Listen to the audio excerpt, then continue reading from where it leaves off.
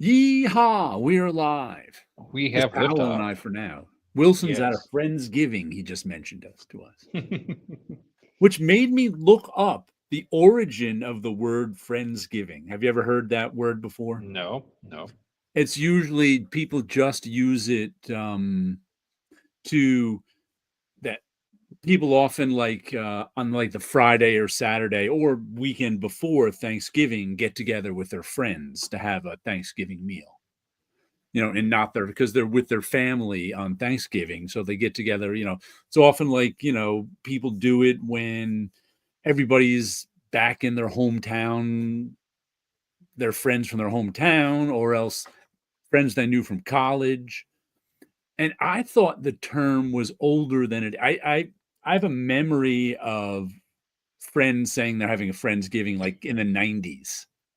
But I just looked it up, and according to Wikipedia, um, the term goes back only to the early 2000s, and 2007 is the first recorded use of the term somewhere. I was like, whoa, it's that new? I did not realize that.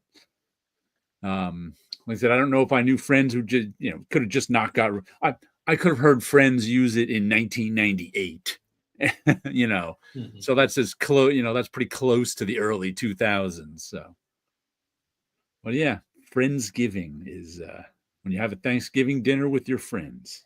Yeah, you probably should have a meeting with your friends as well. Yeah. Yeah, like it's separate from Thanksgiving dinner, Mhm. usually on a different day. But do you eat the leftovers? Do you I order a pizza? Oh no, I have the leftovers. We just had leftovers tonight. I love leftovers, and I Hmm. love stuffing is a lot better reheated in a frying pan. Yes. Gets crispy. Mhm. It's good. So had You some. can you can have it with eggs. You could. We had it with turkey, stuffing, potatoes, turnips. I think Mhm. was our Thanksgiving dinner, our second Thanksgiving. Like I said, I'm a big fan of leftovers, so I'll Mhm. always have leftovers. The thing is, yesterday I did have something with stuffing for lunch. And Ah, I went on Gratu's channel for a while, and uh-huh. I I ate for lunch yesterday stuffed squid. Ah, So you get the smaller kind of squid. uh-huh. You remove all the insides. You chop up the tentacles, and you mix them with a little. If you have leftover meats or some chopped sausage, you can chop some cilantro and garlic and onion, or some. If you have some boiled egg, you can chop it up as well, and you put it all inside the squid. You close the ending with a toothpick and you boil it. Boil it. Yeah. Then Okay. you serve it with boiled potatoes and tomato sauce. Okay. You're not going to get me to eat any seafood, but But it's good. but it But when, sounds when good. you can buy them already stuffed, but they only come stuffed with their own tentacles, so it's not the Ah, same thing. no. Eh, Completely different. Right? Yes, it is completely different. Hmm. I mean, you want some variety in the stuffing. And by the way, do you know what Black Friday is? Yes, we have Black Friday as well nowadays. Okay. Mhm. It's the Friday after Thanksgiving for anybody who Mhm. doesn't know.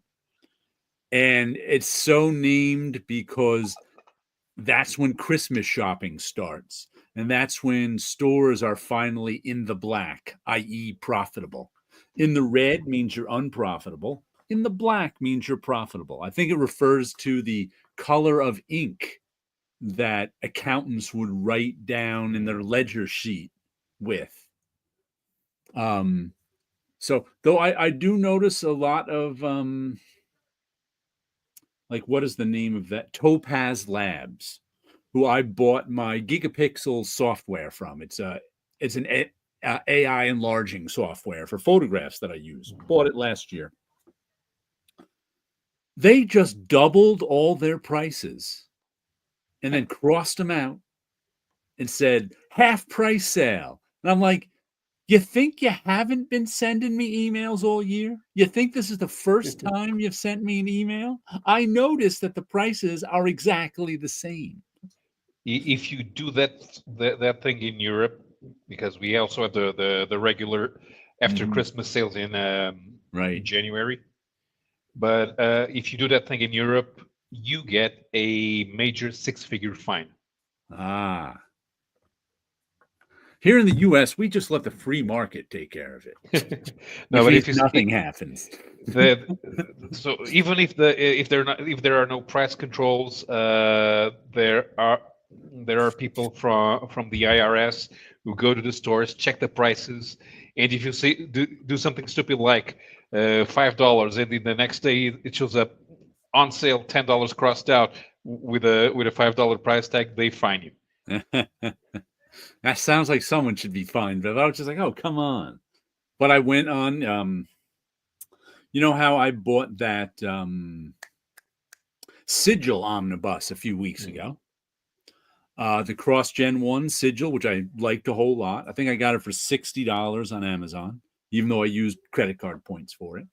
And they came out in September with a second cross-gen omnibus, Mystic. It's another one I want to get. Never read Mystic, but I don't want to pay $90 for it. I'll wait another year until it's down to $60. But I often check.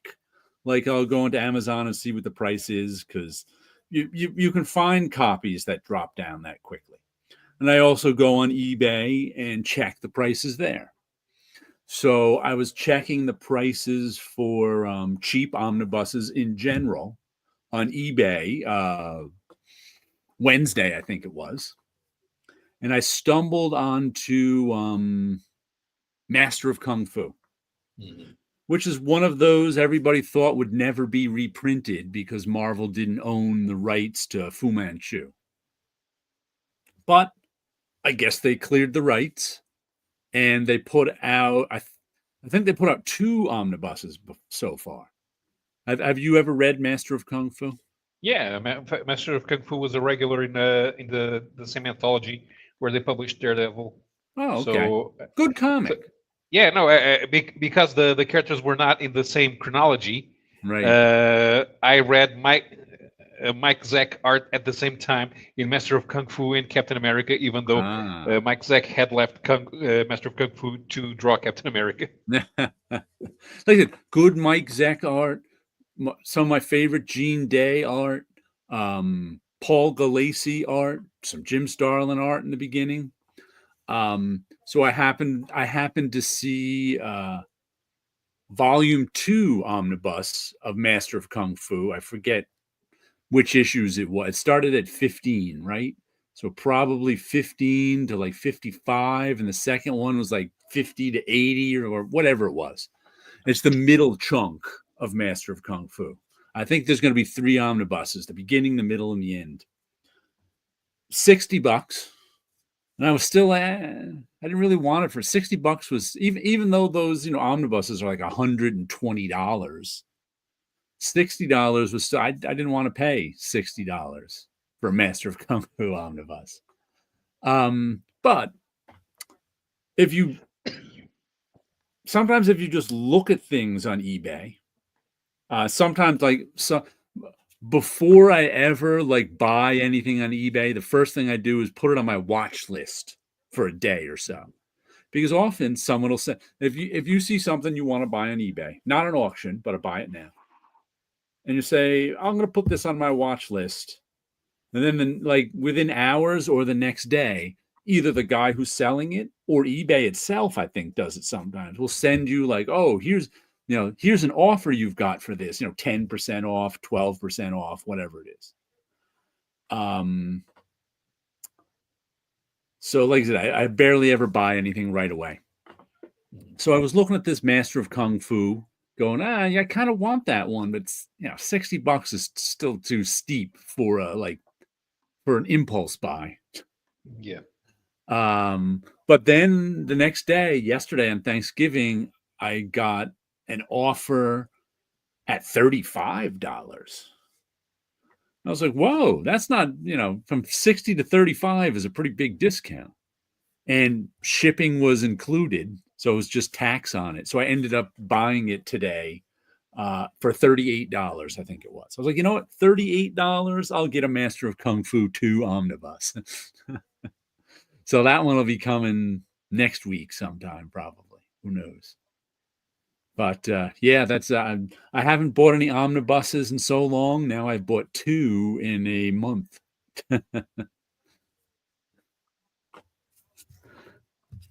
Omnibus. I think the first the first 3 or 4 Fu Manchu novels are already in the public domain in the U.S. Yeah. So technically, Marvel could have reprinted them a few years ago. Maybe. Who knows? I have no idea what the Because license. in the rest of the world. Wait a minute. When did Sex Romer die?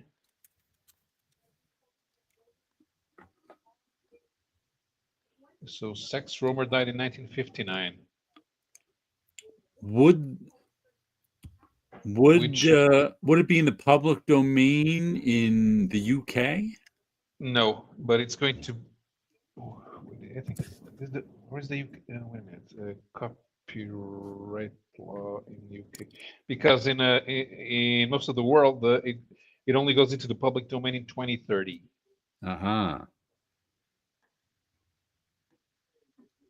So, but I'm not sure if it. Let me check if the UK is still 50 years after death or 70. But really, how much could it really cost for Marvel to reprint those? I mean, I imagine the estate would be willing to let them reprint those for a pittance. Yeah, they should get some money. So I have no idea who'd be running the estate now. Yeah, I have no clue. But I imagine that there's not much demand for Fu Manchu as an intellectual property. Right, exactly. I don't know if he. Well, maybe they'll create some. Yeah, the thing is, Fu Manchu itself is what they call a problematic character nowadays. Oh, yeah. So there's probably not that much demand. Well, here's the thing. I really don't have a problem visually with Fu Manchu. I suppose the name is not very accurate. Mm-hmm. But the character itself, I mean, I understand the motivation for Fu Manchu to do what he does. And I mean, if you don't go with the notion of the inscrutable Oriental, yeah. I mean, if he's a traditionalist nobleman, right, in that period, he should dress like that. Right. He should behave in a way that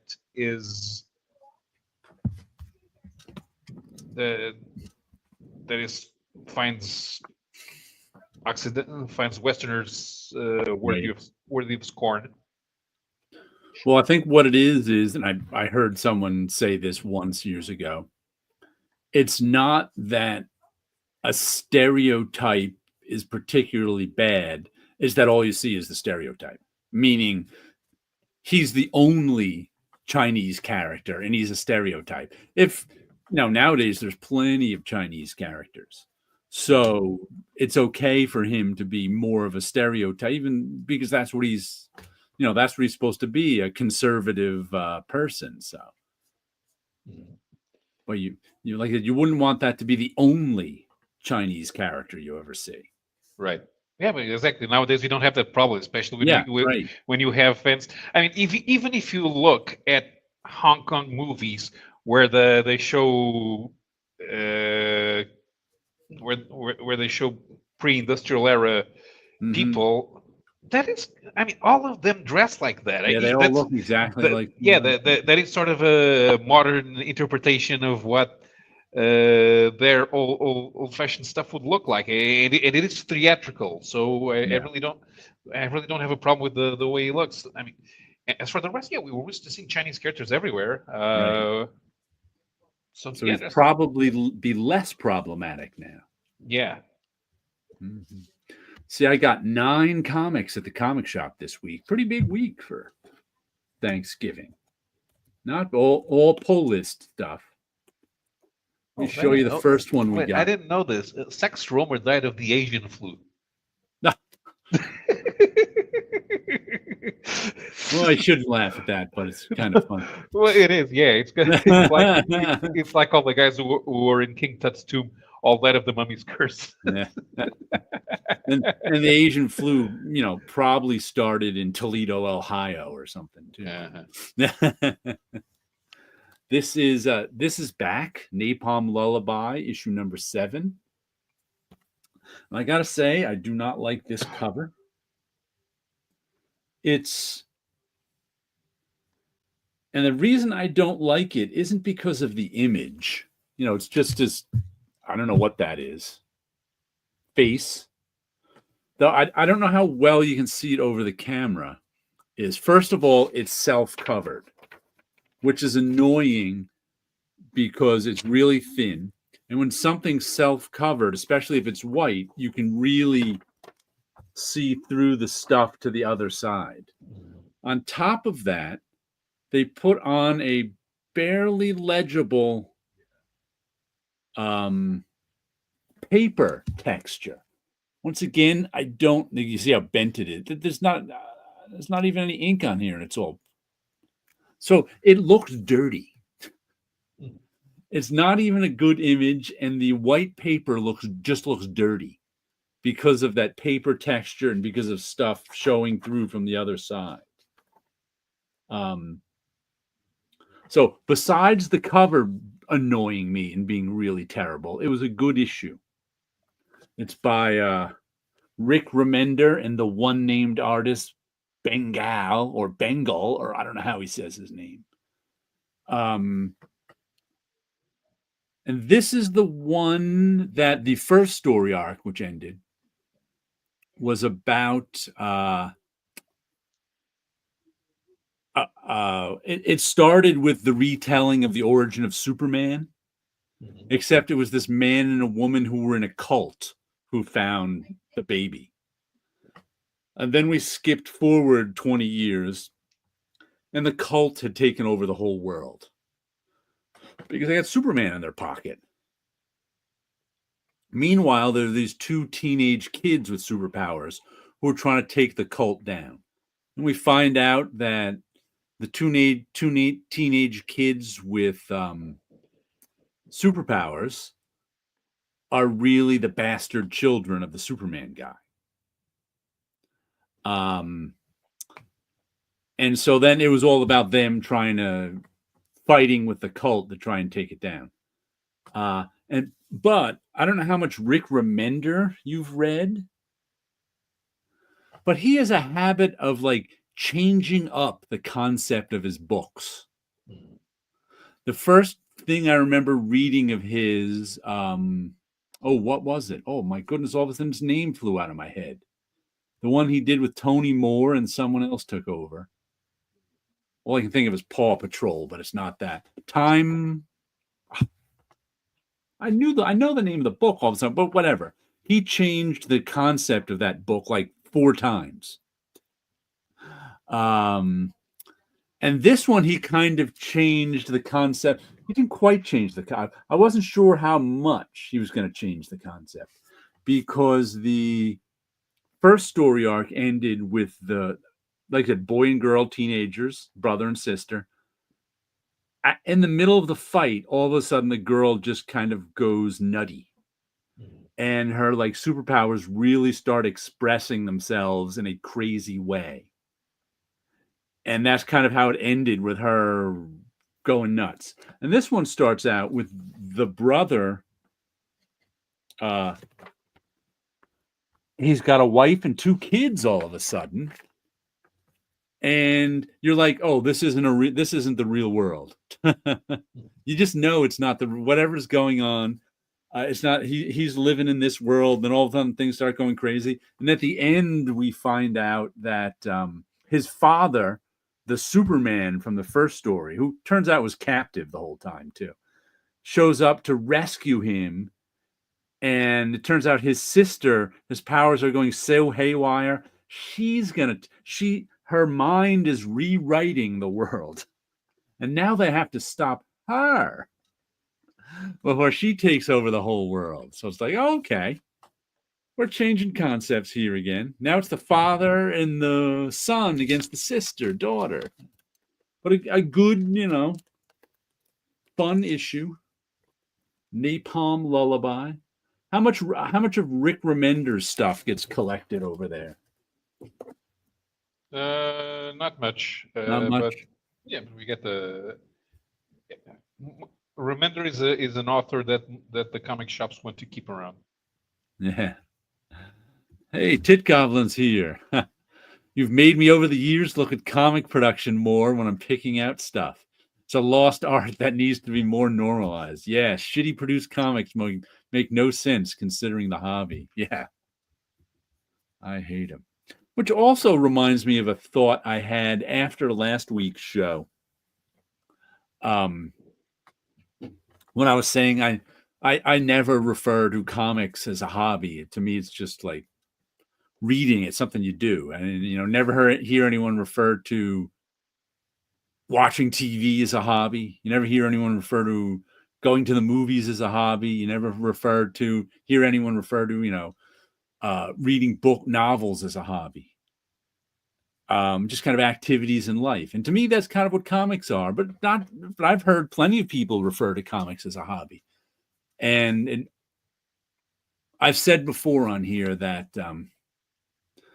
I think comic collecting exists on a spectrum, where on one side is the reader and the other side is the collector. And we all exist somewhere in there. And the extremes would be the reader reads a comic and then tosses it over his shoulder and never thinks about it again. Doesn't keep them, whatever. And the collector is somebody who buys the comic, puts it in Mylar, never even bothers to read it, just puts it on the shelf. He just wants to have the comic. And we all exist somewhere on that spectrum. But now I realize there's another sort of aspect to that is so obvious, but I never thought of it before. Is that, well, first of all, most comic fans aren't like you, Wilson, and I, lifelong readers who read comics. I would guess at a best maybe a third of comic fans are like that. Mm-hmm. Then there are comic fans like Graphic Man who are back issue collectors. And then there are the comic fans who I think are a lot of them who, you see on YouTube, they're here for a few years and then they're gone. And I think a lot of those, they're here for a few years and then are gone, are here because what they really like is shopping. Which makes, I never thought of this before, but it makes sense because people love shopping. And when you think of it, like for me, I don't love shopping. So right. If you were to take my comic book time, 90% of it is reading and 10% of it is shopping. But then there are people like Mercenaut. I don't even know if you've ever watched his videos. He drives an hour to a comic shop and then another half. He can hit like three. He can spend like a Saturday going to 3 different comic shops and shopping for comics. And people, and I just thought, and people who like shopping and might get into, and the reason they're only there for 3 or 4 years, the people who, is because there's always something new to shop for. Once you, just like people who love to dig through dollar bins.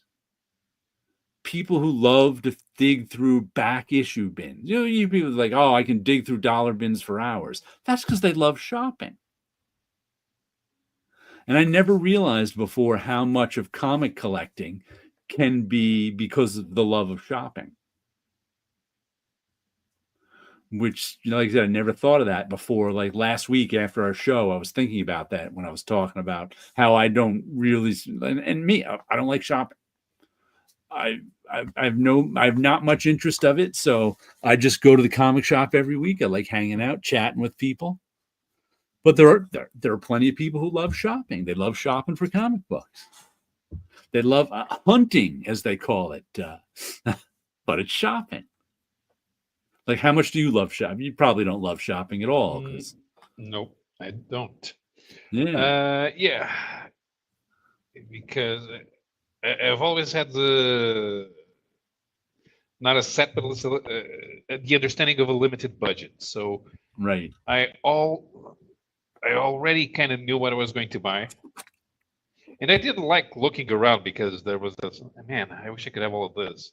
yeah, Then it kind of went away as I became a more focused reader. Uh,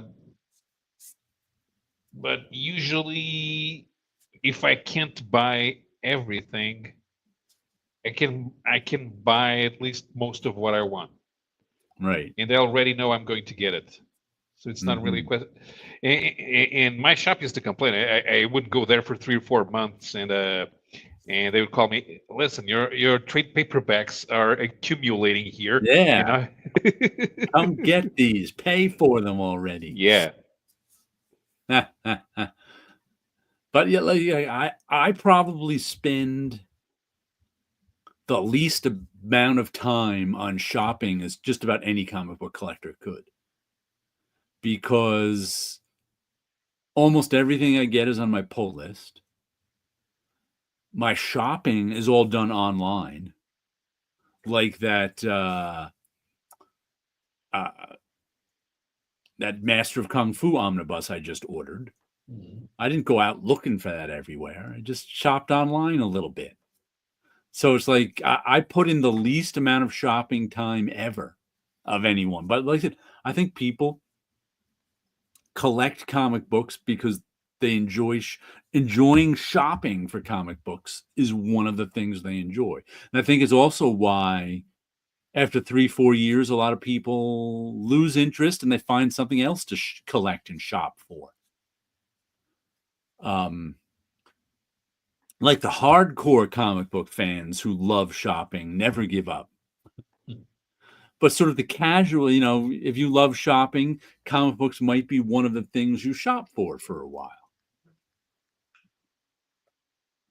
Let's see, what does Tit Goblin have to say?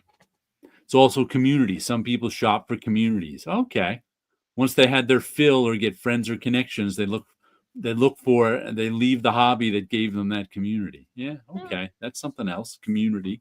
Shopping for Yeah, community. and I don't see them leaving the community. I mean, if the people they talk to are in the are doing this activity, unless you both leave at the same time. Well, I think if you only know them online, you might leave the community. If you find a physical community, you might not. I don't know how many people get into comics and find actual people in their hometown, in their town that they can hang out with. Yeah, I once found somebody in my when I noticed the guys who collect foreign editions. Turns out I found a YouTuber. She's in my hometown. I know I've never met her. Okay. I mean, we talked in the YouTube comments, but I've never met her, so I don't know. I don't know if she. But she's in town.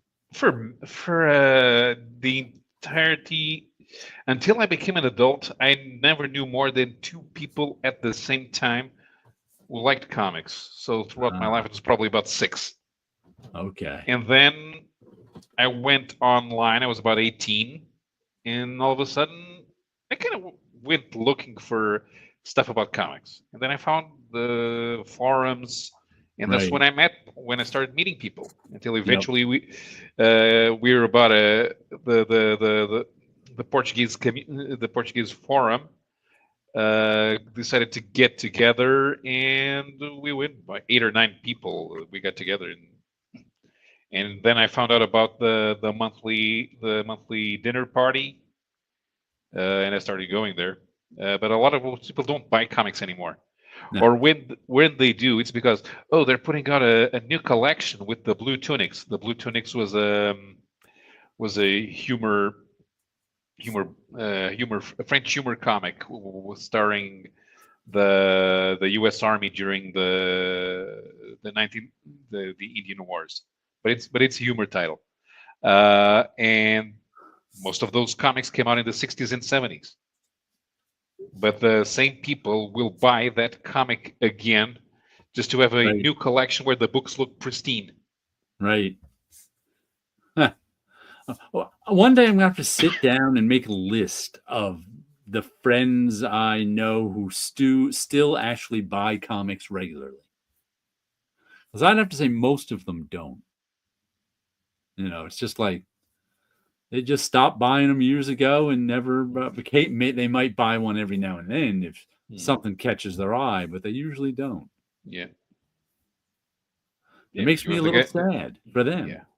Yeah, at least you have the guys who buy back issues who say, "Oh, I want to relive my childhood." Okay, fine, okay. Okay. They're still spending money.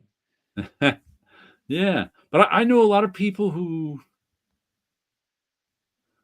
stopped buying comics almost out of social pressure. Because once you settle down and become a family man, you're not supposed to have joy anymore. It's looked down upon. And it's kind of like, really? If you start a family, you shouldn't do it because of pressure. You should do it because you understand that you might not have the means now to support your hobby while you also have family expenses. But if you can have hobbies and a family, you shouldn't care. I mean, you're an adult. You shouldn't care what other people think. It's more like, well, if I can only afford 2 comics a week, I may as well get none. It's kind of like, I can't spend all this. Not that they've ever spent a lot of money. I mean, no one I know ever spent a lot of money on comics. And at the same time, they were spending more than that amount of money on coffee and beer. It all comes down to but you're allowed to spend your money on that. Yeah. There's stuff as an adult you're allowed to spend your money on, and comics really isn't one of them. And I think that really does affect people. Yeah, you should spend your money on fishing, which is a lot more expensive. Spend your money on the car. Mm-hmm. But yeah, I found that. Get a broken down car so that you can restore it. That's an acceptable thing for a grown man to do. Yeah, buy the car for $500, the parts for $35,000. No matter how much they say comics aren't for kids anymore, reading comics is still not that much of an acceptable thing for a grown man to do. You're better off buying movies. Yeah. Let me check something that I just thought of. I mean, nobody spends a lot of money on comics. How much money would I have spent on comics if I bought everything that the Brazilian publisher put out? Because you have, well, maybe not everything, because I wouldn't buy the Kitty comics. But if I was to buy all of the superhero and related comics, how many comics would I buy? And would it be too much? So let's see. So June 1990, this would be 104 comics total. So let's see how many of these would I buy. Okay, so one, I've been 3, and it also depends on, like, I spend $30 a week on comic, but I know most people spend that on coffee. So it all depends on what you think is a lot of money. It's like there are people who say, "Whoa, that's a lot of money." I'm like, "You spend that on coffee." Well, I have to have my coffee. Well, yeah. They spend $5 a day on coffee and don't think of it as spending money.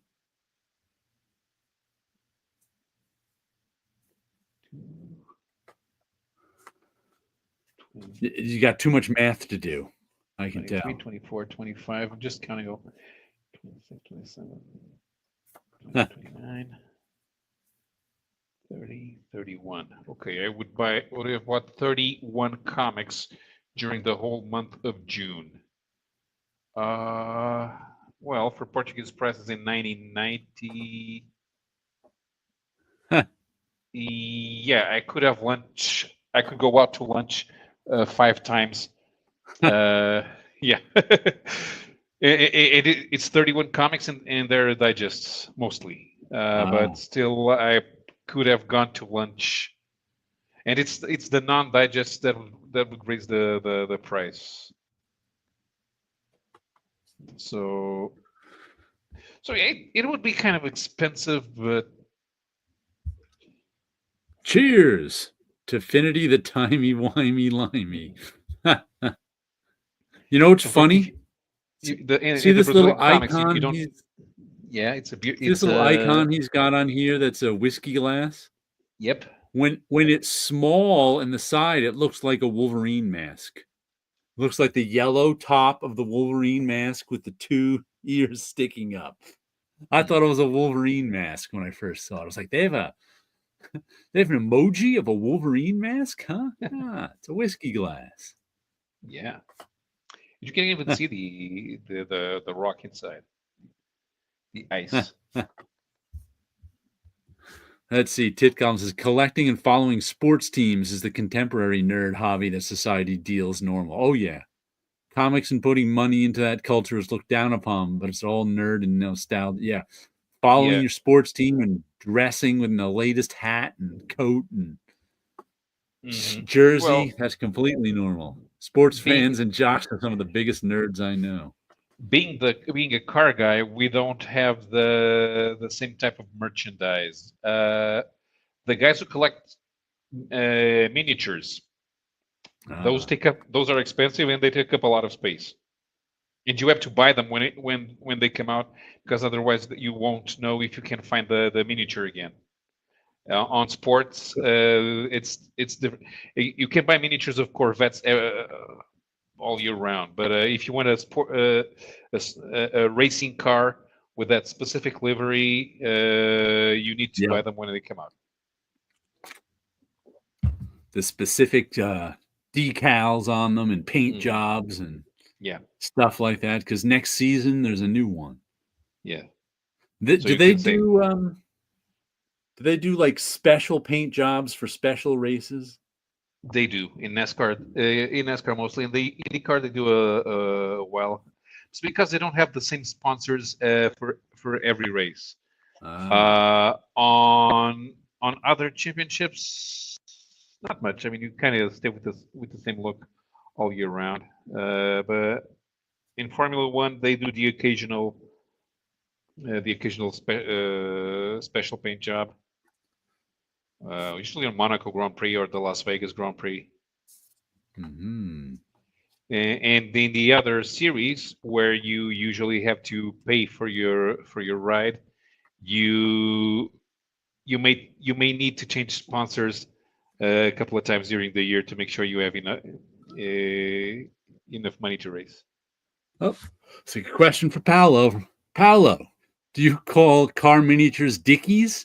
It's a British thing. There's still a term in Newfoundland. Was wondering. I've never heard anyone from the UK call car miniatures dickies. Dinkies. Oh yeah, dinkies. Oh, yeah. Dinkies. Oh yeah, that was a brand. That was a brand, right? Dinkies. Yeah. The dinky toys were a thing in Portugal back in the day. They were, but it's not a generic name for toy cars. I think they were big in the U.S. couple of generations before there was like Matchbox and Hot Wheels cars over here. They had the dinkies. I think if you were like growing up in the 50s, you got imported dinkies over here rather than, I think the 60s was Match Wheels and Hot Wheels and Matchbox. Though they're both owned by the same company now. Those two. Yeah, we had a few other brands in Europe. Corgi, Majorette. I think Corgi came over here too. They may be the other Majorette was good. Mini Champ tried doing toy cars before they focused on collectibles. Didn't Corgi do a Batmobile in the 60s that Maybe. everybody wanted? I think that they may have done the first Batmobile over here. Let's see. Another comic I got this week is Feral, issue number 8.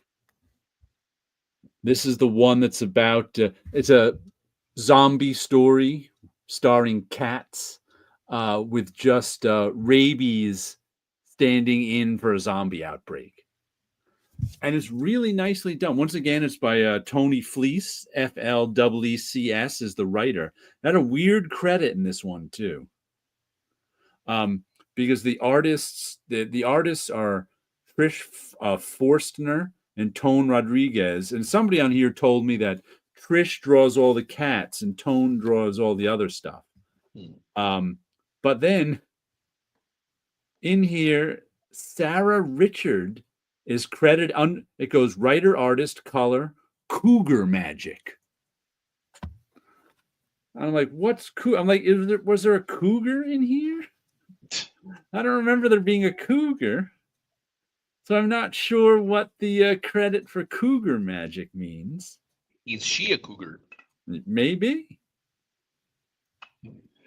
Maybe it told me in this little letters page here that I never read. But oh, look, and these are from the creators of Stray Dogs. There's a Stray Dogs puppies. Stray Dogs was the one I think they did with Boom Studios. Oh, it's a Kickstarter.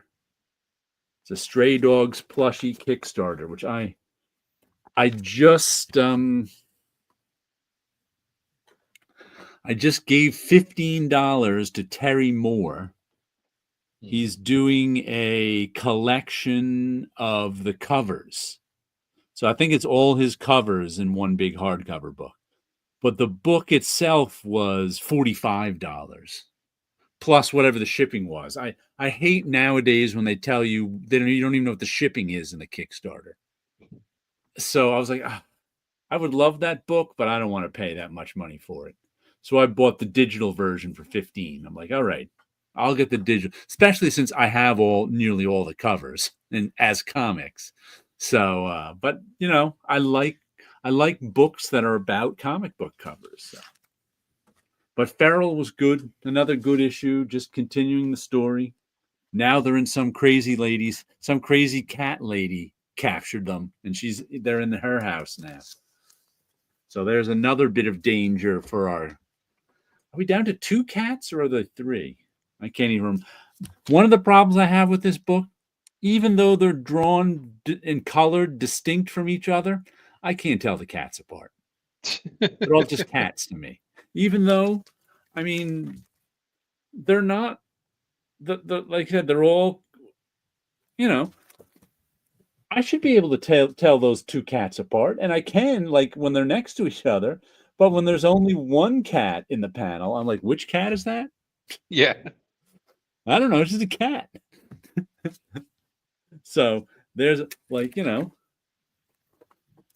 they're very distinct, but I still can't tell you what either one of their names are. I can't tell you what their personalities are just because they're cats. So I'm enjoying the story, even though I get confused every now and then. And you can't anthropomorphize them. Nope. I cannot. And where's that good drawing? There's a good drawing of a cat skeleton. But once again, wavy. I hate these self-covered books with waves in them. That drives me crazy. Drives him crazy. Did you read anything this week? Not really, no. No, you got to read more comics. I got to read more comics. This is kayfabe Since what's his name died, there's no one to tell you to read more comics. That was always their sign off. Yeah. Have you looked at the Kayfabe channel in a while? Because I haven't. No. I'm I wondering mean, if they're still doing anything. If Jim I'm Rugg still. Yeah, I don't know if Jim Rugg's doing anything on his own channel. I never followed the other guy, the third guy, I don't remember who it is. the one who did the one who did Fantastic Four grand design. Oh, is that Scioli? Yeah, Tom Tom Scioli. Yeah, Scioli? I didn't realize he was on there. he'll appear every once in a while. He has his own channel and he has his own podcast. He's the one who's doing Godzilla Monster Piece Theater with the Great Gatsby in it. So I bought his latest thing. Yeah, but I couldn't make it through that grand design stuff. Just wasn't for me. I don't like to pretend there was any grand design because there wasn't. I mean, visually they're interesting, but yeah, they're all right. I mean, I'm not saying they're terrible or anything. They just don't do it for me. Yeah, it's not. They don't matter that much. Listen, I would rather read the story of what actually happened. Yeah. And how the writers and artists came up with this stuff and how to fit stuff in and fix stuff and do this. And I would rather read that than the pretend grand design. Because we all know there was no grand design. It was just happenstance. It was just one writer after another doing whatever they wanted, and some of them trying to fix things. So that's what I'd rather read.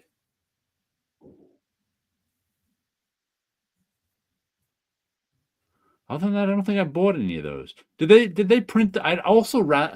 I think they were printing them oversized in collect. Yeah. I think I would rather read the oversized collected edition. No, they're oversized from the beginning, even before the collections. Oh, the comics were? Yeah. I don't remember that. But why would I? I wasn't reading them.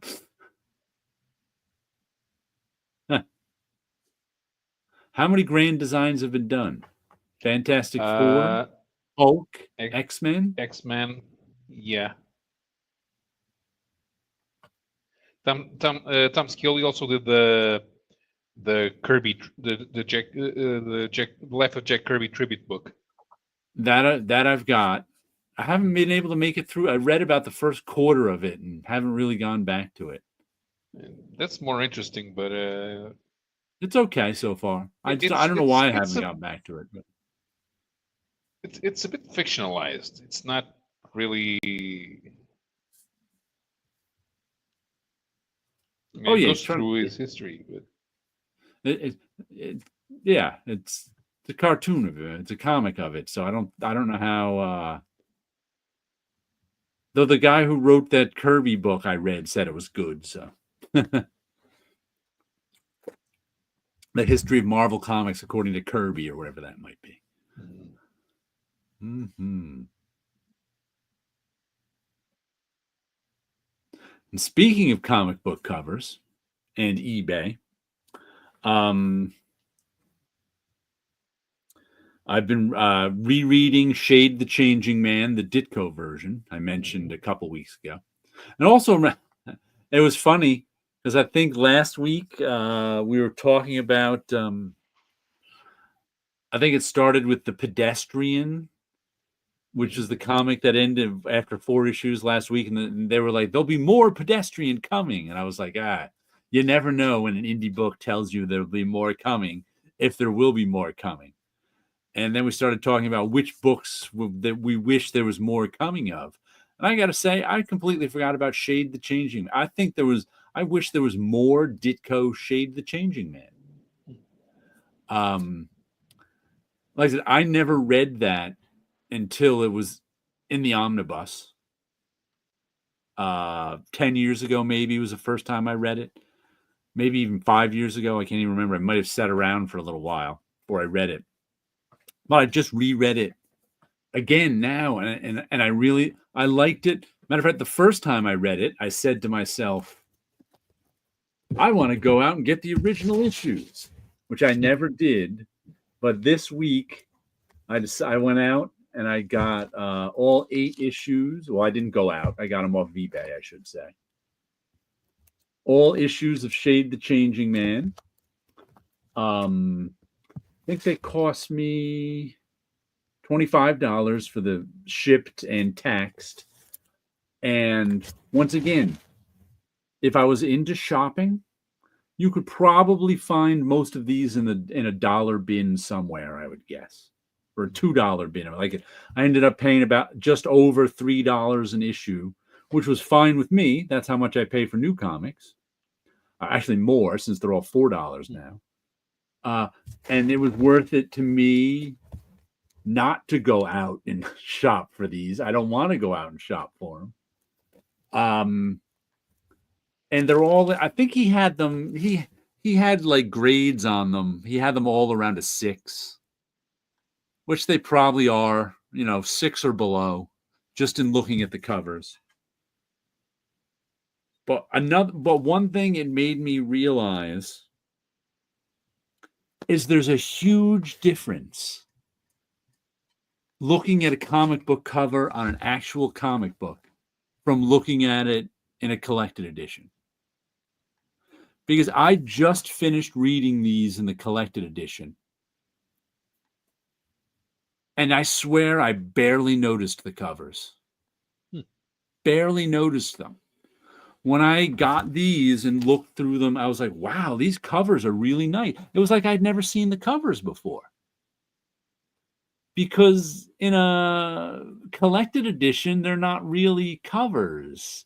They're just a page there that breaks the chapter, and they're usually a little bit smaller than the actual cover. Like there's a couple of these. Let me show you these covers. This cover has been, we've seen a zillion times. Not my favorite cover of the batch, but this one, really nice Ditko cover. Got this really emphasizing his changing nature over there. And these are 3 of the characters who all want to kill him for different reasons. This one is terrific. Here he is fighting this invisible man. And I love the way, once again, we get these 3 changing. And I think Ditko's drawing in this is very imaginative with, shade, that change bubble around him kind of thing. Like this cover a lot. We can kind of see Shade inside the construct, but I wonder what the characters would see in their own reality Shade becoming. They kind of see the construct, I think. Oddly, this one for the time, has no cover copy. It's the only one in this group that has no cover copy. But I think that they see the construct. Here's another one. What they see is very frightening. That's always said. Another great battle. Really like this cover. Like such imagination in the villains he's fighting too. Chaos with a KH. But it's like I was really impressed by these covers. Mm-hmm. I like this one a lot. Just the oranges, the growing shade as he's caught in the color coma. And the final one, just a giant eye floating there. But I was really impressed with these covers. I was amazed at how much, like it was like I never saw them before. Even though I just saw them in the collected edition, the omnibus. So I got to say, there really is a difference looking at a comic book cover as a comic book in your hand. Yes. And it really struck me when I saw these. Like, oh, but yeah, I mean, and part of it is they're smaller objects. You can pick them up and look at them. It's like we as human beings when they're in a book, I've got the book open. It's 2 pages. It's more awkward to look at. It's not quite presented the same way. So I found Yeah, that interesting as I picked these up. yeah. One of the things that I like going through in the Grand Comics database is looking at covers for comics like Fantastic Four and New Mutants. Yeah. Because to me, Fantastic Four and New Mutants were always backup strips. Ah, So they never appeared on the cover. wow. Huh. That's interesting. So it's a whole all new to you. Mm-hmm. And I think one of the things I realized this time around reading Shade the Changing Man 2, I think this might be the last time we get Ditko as a creator. Because this is his baby. Though someone else was scripting it, he was creating everything in it, and he really is creating a lot of stuff. Yes. I think after this, like the Ditko work I'm familiar with from like the 80s, he's really just a cartoonist. He's an artist. He's not creating as much as he did in the past with Spider-Man and Doctor Strange and Shade and the Creeper. And that just could be because he wasn't getting paid for it. He had been ripped off enough times that he's like, yeah, I'm just going to draw whatever they give me to draw. But he really is doing a ton of creating in this. And the story is very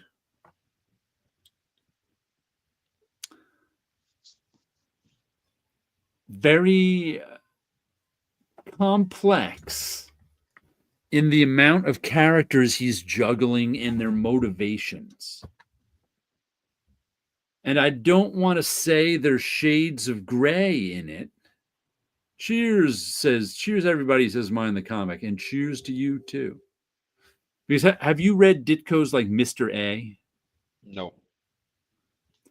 Those are almost like lectures at times. Yeah, in terms of there's no shades of gray in Mr. A. There's just Mr. A who is all good and lectures people on how if they are even a little bit bad, they're all bad and stuff like that. And I mean, it's not all like that, but that sort of permeates it. But in this, I'm not saying there's shades of gray, but there's a lot of people with imperfect information. Like this one pretty much sums it up. It says, die shade my enemy, die shade my friend, and die shade my lover. 3 different people have 3 different motivations to kill Shade. But they all think they're doing the right thing. Well, except the evil guy, of course. He's not subject to doing the right thing.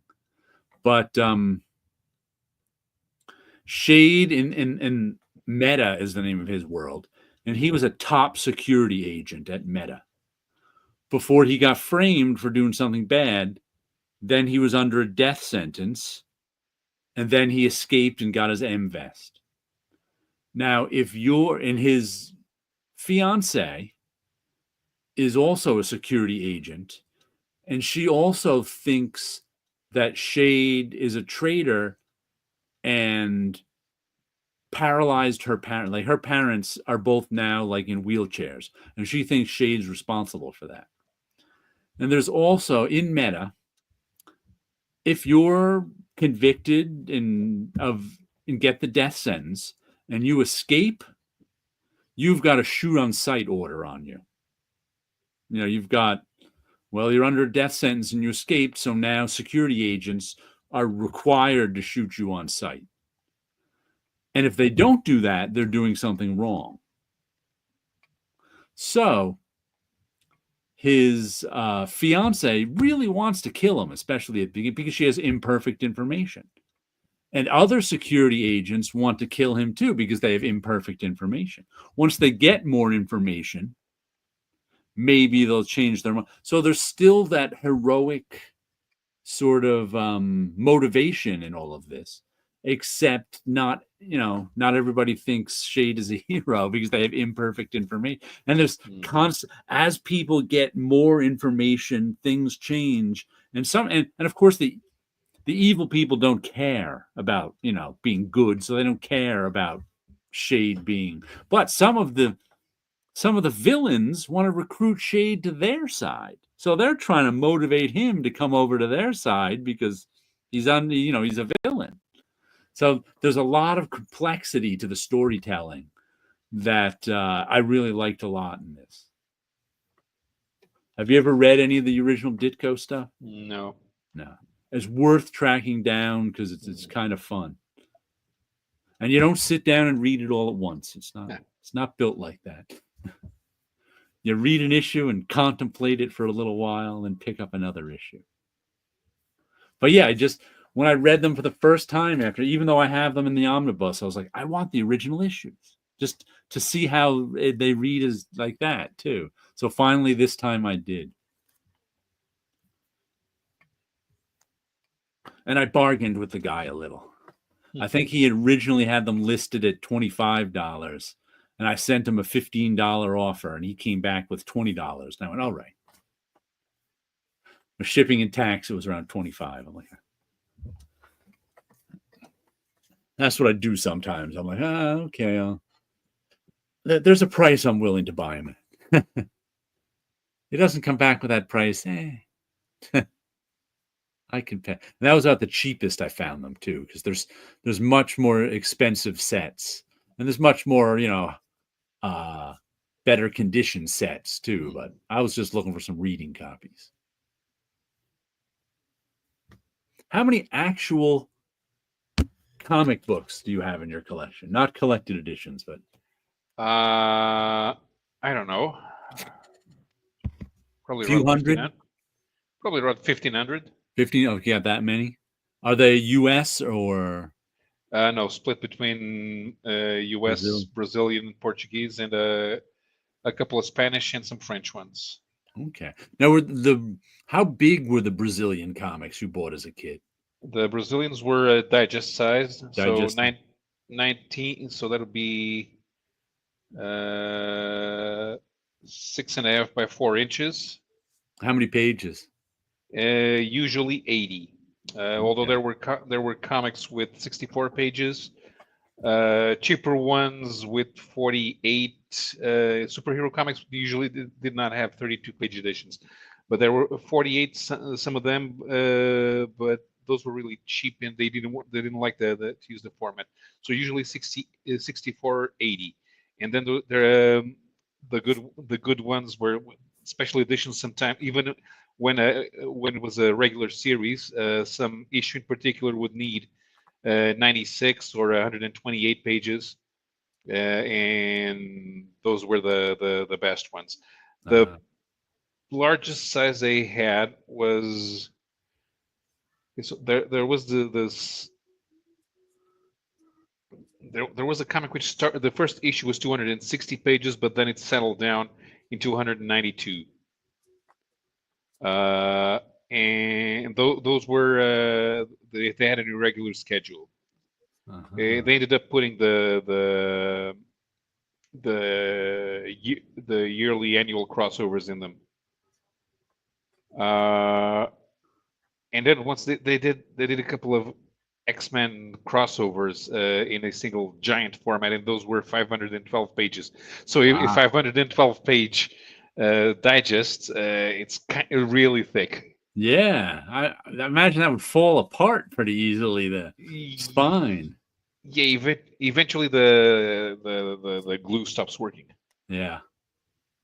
Here's a question: Can you still read them sort of comfortably?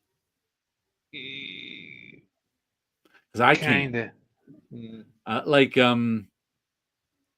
I've got a bunch of, matter of fact, I should get rid of them sometime. I got a bunch of DC digests from the early 80s. And I went to reread them a few years ago. And I was just like, oh, this is too small. It's not because of the size. The translation no longer works for me. Ah, okay. I'm talking about the size. No, it's the translation really, Ah, you because I know grew up. more about the English language? Yeah, mostly because of that. Yeah, Ah, and I got used to reading the original interpretation of the characters, because the translator kind of made sure that even between different writers, the mm-hmm. character was had the same speech pattern. So it's part of the translating experience, which does not come from the original. Right. Yeah, I can remember. It's not that I need reading glasses, of course, these days, but I was just like, it's just too small. I'm like, I don't want to read this. It's too small. But I can remember when I was a kid getting them, it made no difference to me. Like the small size didn't matter at all. I was happy to be reading them. But now I'm like, no, I can't read this small size. No, It just doesn't work. no, when I get Italian comics in that small format as well, I don't have any problem. The problem is concentrating to catch the Italian, because I'm not fluent in Italian. That'll do it. Now, the if you're familiar with French and Spanish, you should be able to read Italian, but you can't have a conversation in it. Okay. Approved by the Comics Code Authority. Mm-hmm. Yeah, and there's also 3 worlds in Shade, which gets him to. There's Meta, where Shade comes from. There's Earth, which is barely in it. I mean, he's not, except like occasionally people are coming over to try and conquer Earth. And there's like the middle world, which is like Dormammu's realm. Yeah. There's all sorts of sorcerers and crazy people and different realms within realms. There he gets into fights with people, and he has to go through that. I forget what they call it, that middle realm, in order to get to Earth. But man, it's like I said, I don't. Took me. What year did this come out? The 70s, definitely. Yeah, late 70s. Late 70s. Took me 40 years to finally read it. 77. Shade, this battleground Earth. Oh wow, the color looks way different. The color in the omnibus is really nice. It's kind of bright and colorful. And this, of course, is yellowed with age. But it's not, the omnibus isn't on glossy paper. It's on matte paper. But the coloring really works, and it is bright. Mine, the comic says, as a kid, I actually disliked when characters left Brazilian and started speaking proper Portuguese. Right. As if they lost something. Yeah, yeah. You kind of get used to some of the slang in the musicality of Brazilian Portuguese, because then you have a problem. In 1988, the Portuguese importer, or the Portuguese office, started producing the Disney comics here. So they were rearranged in a different order. They had proper Portuguese adverts,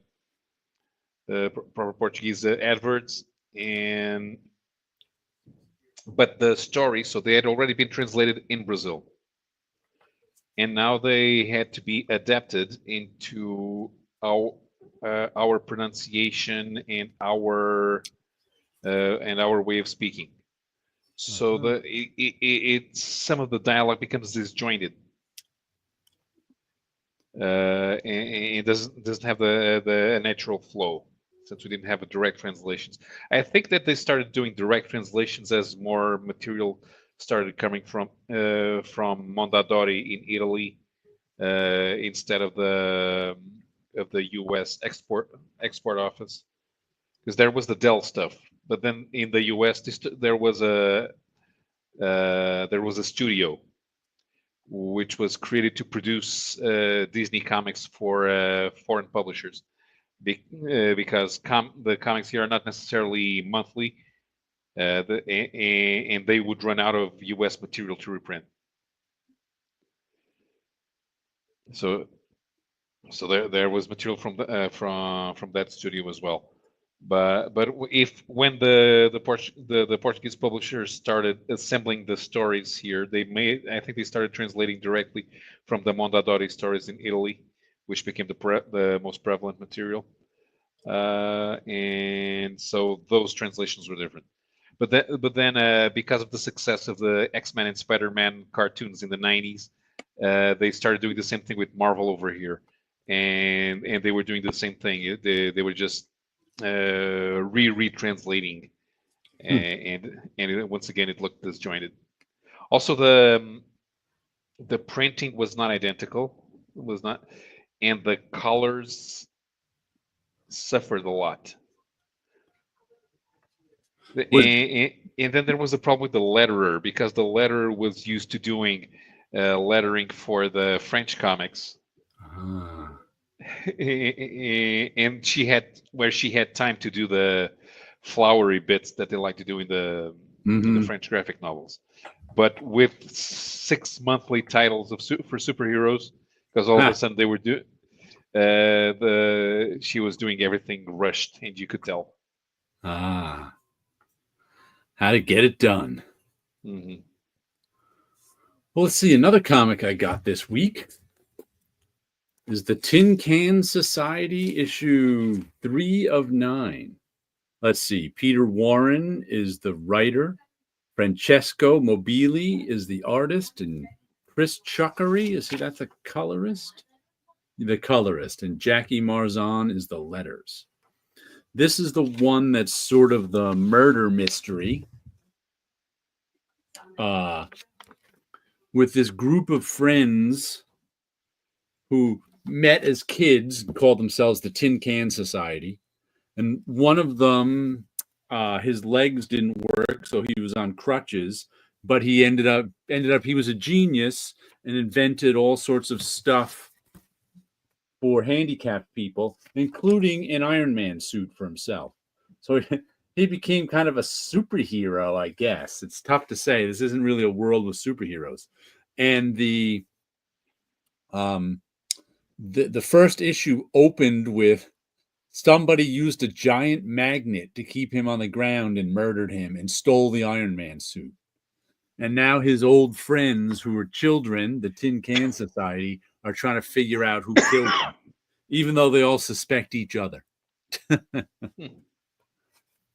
So it's just kind of fun, you know? The artwork is good. And it's also, I think this is Rick Remender's imprint in Image. So I guess it has something to do with him.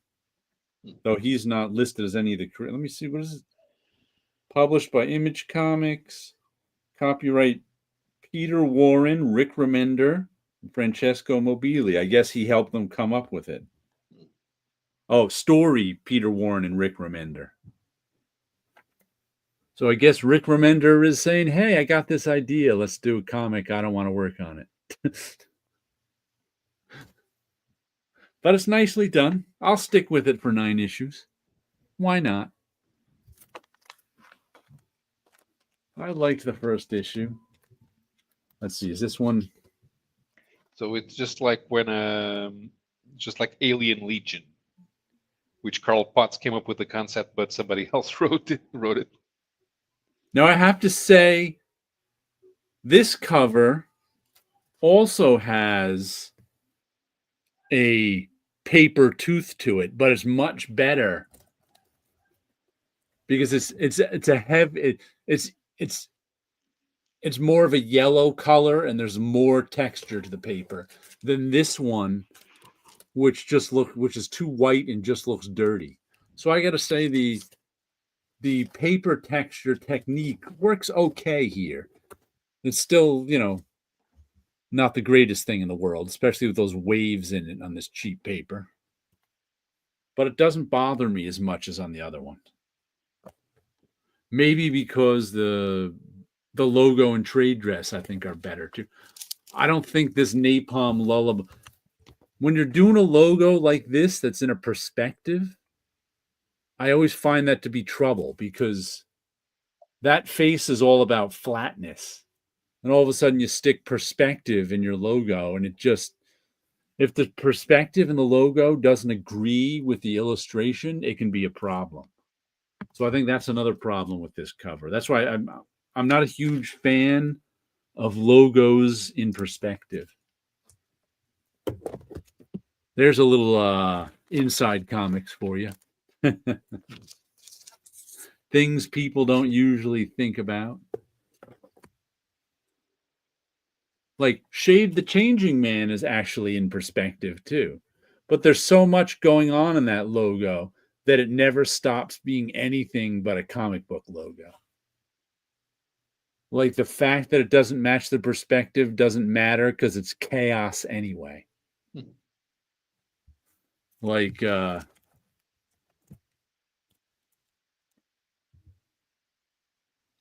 none of these covers have any kind of real perspective space on them.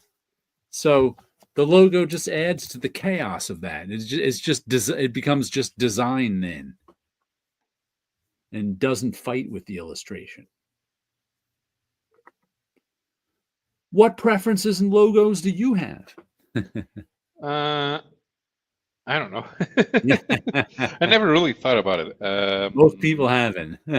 Yeah, if I don't like a logo, if it affects the overall design for the cover, and it makes it less appealing. In a way, logos are kind of that thing where you only really notice when you don't like them. Right. Unless it stands out as you not liking it, it just blends in, which is what it's supposed to do. It's also supposed to catch your eye and let you know what title it is. I know that I'm not a big fan when they keep the logo design, the lettering, but they change the colors every month.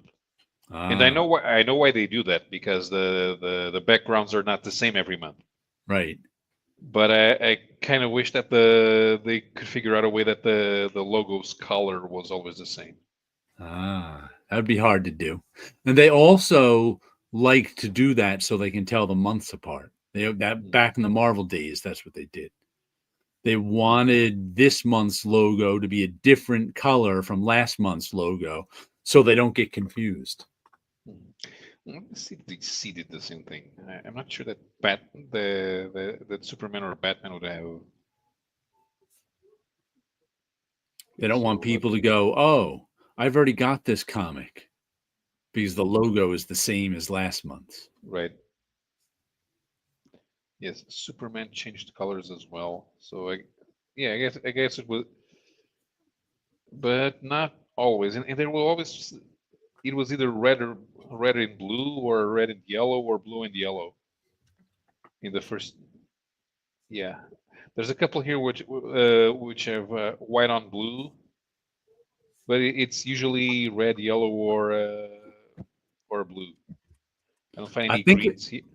I think it was also a racking thing, because they didn't want the newsstand agents to think they already put out their comics. Change the logo color every month, and then the newsstand agents will know that, oh, that blue logo's been there for a while. Oh, I should switch over to the yellow ones. Yeah.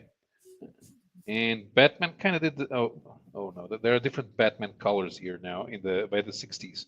There's a red, green, yellow, white, yellow, red, purple, yellow, but one of those yellows is an 80-page giant, so it's okay. Yellow, red, black, orange, green, yellow, red. But Evening comic crack. But it's Evening gang, it's the weekend. Yeah. So yeah, Batman used a lot of colors as well.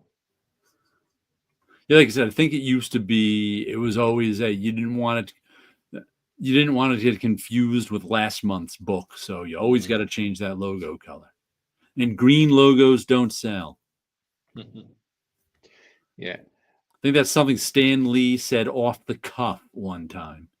And in the early 90s, people still believed it, and we couldn't make the logos green. Talk about nuts. Okay, let me check. Yeah, but that kind of happens in other countries as well. So let's see here.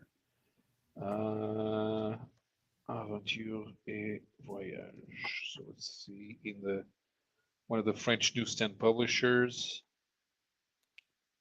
Oh man.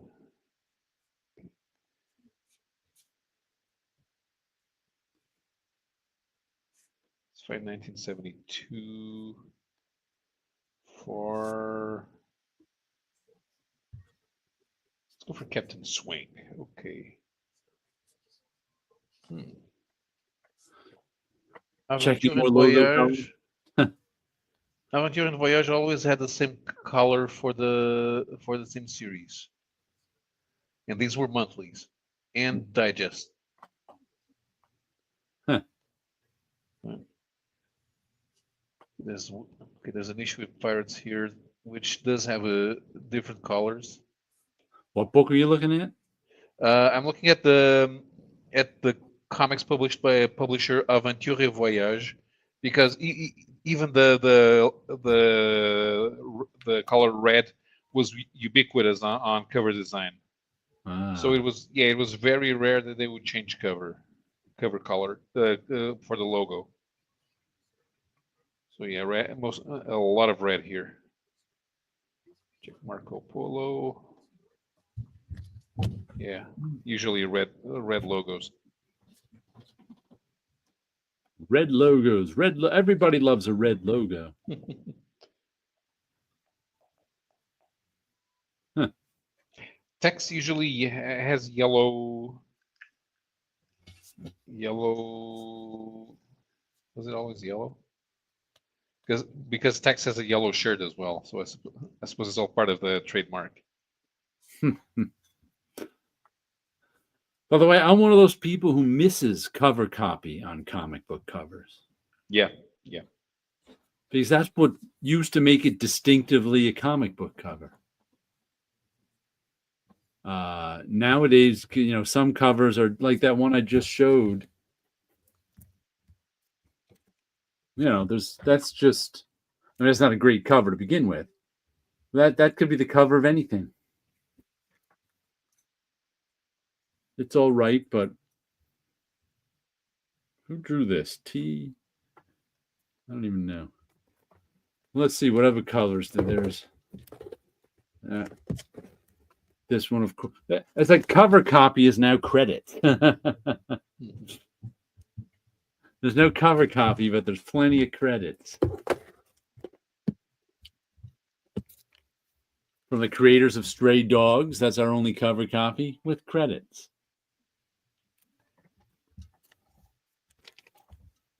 Let's see, what else do we have? That's it for the.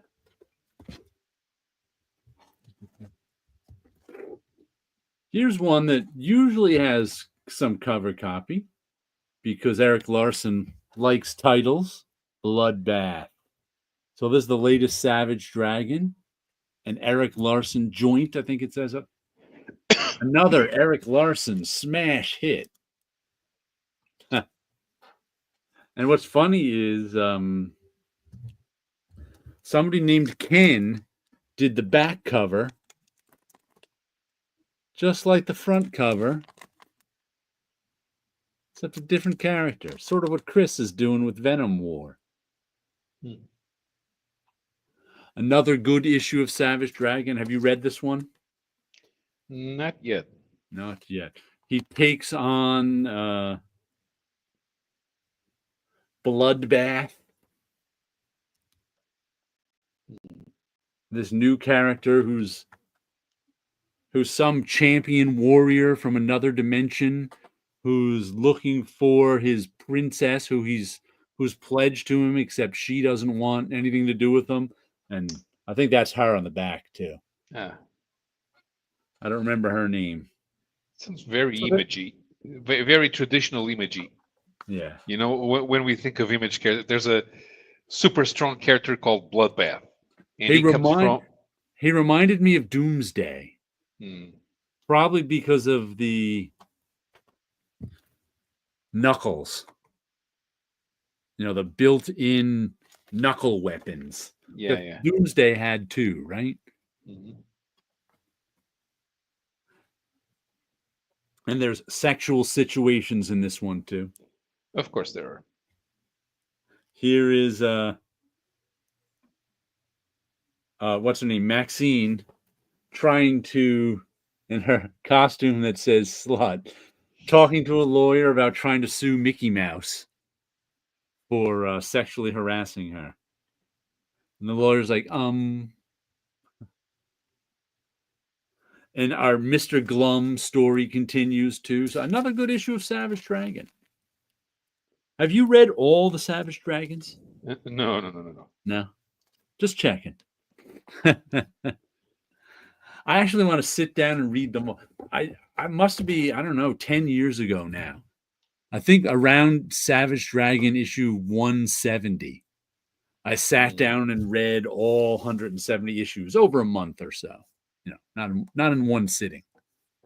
But it was pretty fun to watch, things come and go over 170 issues. So now that it's up to maybe once it hits 300, I'll do that. Hmm. But it was kind of fun. Once again, my time goes into reading comics, not shopping for comics. Right. So that's something I can do. Do you shop online for comics? No, never. Never. But do Never. you do research online to figure out what you want to buy? No, Like there you was a look time when up. I could read I would go through the previous catalog to Okay. and pick out stuff. Whenever I buy European comics, I like going to the bookstore and, and looking at the Seeing covers what's and the there. spines. Yeah. Ah, okay. The covers and the spines, you can't look at the insides? Oh, I can. I usually open them. There was a time when I read all the European comics in the supermarket, and I would leave them there. One of those, huh? Uh-huh. And because it's a supermarket, there's nobody to come around and tell me that this ain't no library. Are there still comics in the supermarket around you? No, no, Yeah. not for years now. Long gone. Hmm. I was at the supermarket today. There were no comics. Not even Archie's, I don't think. You would often, I think they still are some Archie would have their digests in supermarkets, but they'd pay to have them point of purchase, kind of like if you get all the stuff that's up around the checkout, companies actually pay for. Hmm. So if you want your candy bar out by the checkout line, that costs money. And I know Archie used to pay to have their digests up there, which makes me wonder what the price is now that there's all these self checkouts. Because if I'm paying for have my stuff out of the checkout line and there used to be 10 checkout lines open and now there's only 4, why am I paying the same price? When they had periodical comics, they would put them near the magazines. The Okay. European comics were books, were books, so they were in the. If there was a book section, they would be there. If there was no book section, they wouldn't be there. They wouldn't be there at all. But they might have some periodicals, usually Disney, alongside the magazines like TV Guide or the Right. Pink Press magazines. You know, our supermarkets would have a magazine section, usually no comics. Mhm. But the magazines that were at the checkouts, that's where they wouldn't be in the rack with the other ones. They'd be up by the checkouts, and they had to pay for that honor. Mhm. Yeah. Here, that wouldn't be much of a problem because the comic book publisher was a it was a large magazine publisher. Yep. So they just had the rights to the comics. So when it comes to distribution, it's easier. You get a bunch of different stuff, and they might try the comics as well. Because the comics would be put, because they were digests, they would be put next to the crossword puzzle magazines, which were also digests. Comic Crack says, reading comics. What the? Yeah. Well, I'll catch you up on my observation of the week.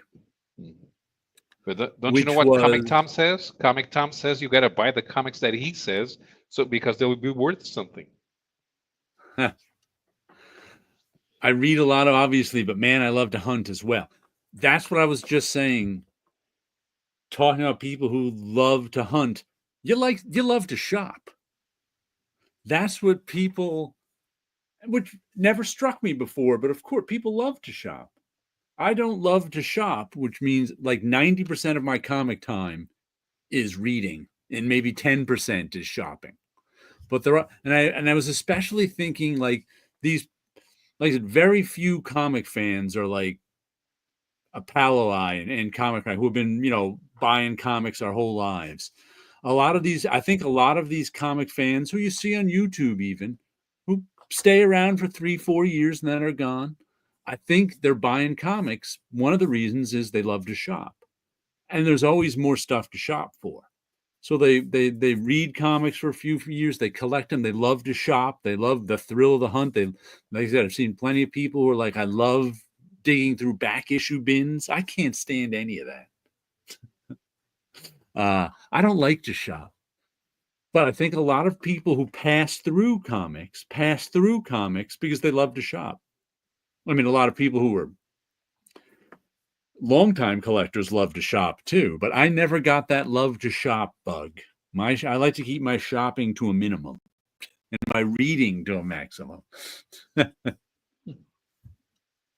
were discussing that earlier because I never thought of that before. Like, of course, comic collectors love to shop. People love to shop in general.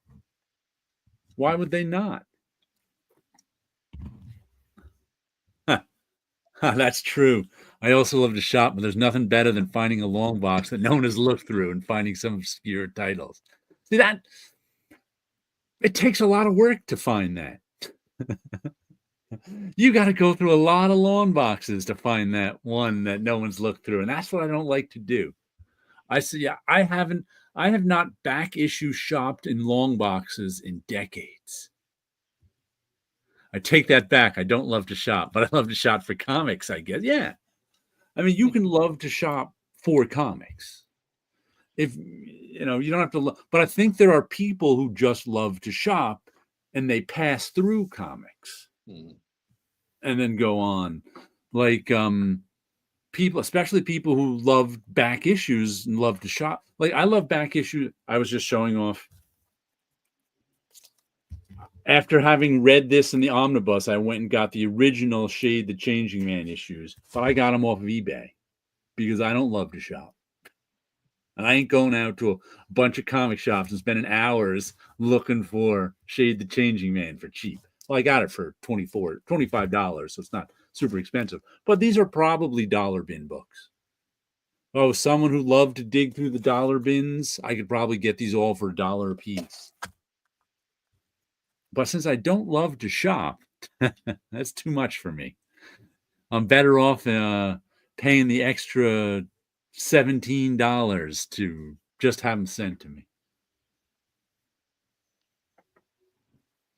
Well, I'm trying to think of the last time. Even when I used to buy back issues, I would like only buy them at my local comic shop when they had a sale, and I was like, "Oh, I may as well look through." Hmm. And I'd find some like random issues of Captain America I wanted. Sure. Nice, yeah, nice stuff. But all of those are the reasons why I buy collected editions, Right, because I don't have back issues to hunt right. for. No back I issues. don't have long boxes to hunt for, and I don't go to another shop 50 miles away because there isn't one. Uh, all of the availability tells me that it's always better to wait for the trade. And shipping from Florida, which is I think where these came from, would not make them not worth the price at all to you. Probably double the price, you know. Yeah, So, wait for how the trade. many can you find American comics on eBay Yeah, I in can, Europe but and that are kind of in Europe, I would have to look for specific European sellers. like, let's say you wanted Shade the Changing Man and you Yeah, wanted to buy it for cheap. You didn't want it shipped from the US. yeah, no, How they're much not. would shipping be from like France? But they're not in France. Nobody in France has US editions of Uh, Shade the Changing Man. okay, what country would they be in if they're Maybe England? maybe there are some in the maybe there are quite a few in the UK, I guess, but not in France So or in Germany. how much would it cost to ship them from England? Would it be too Uh, much? Nowadays, yes. Yeah, because they're not in the EU anymore, so it would Right. cost even more. Hmm. 62 Lefty Blues forgot it was Friday. You know, that's what Thanksgiving does to us. LOL. So there's really no cheap there's no cheap American comics in No, Portugal, no. no.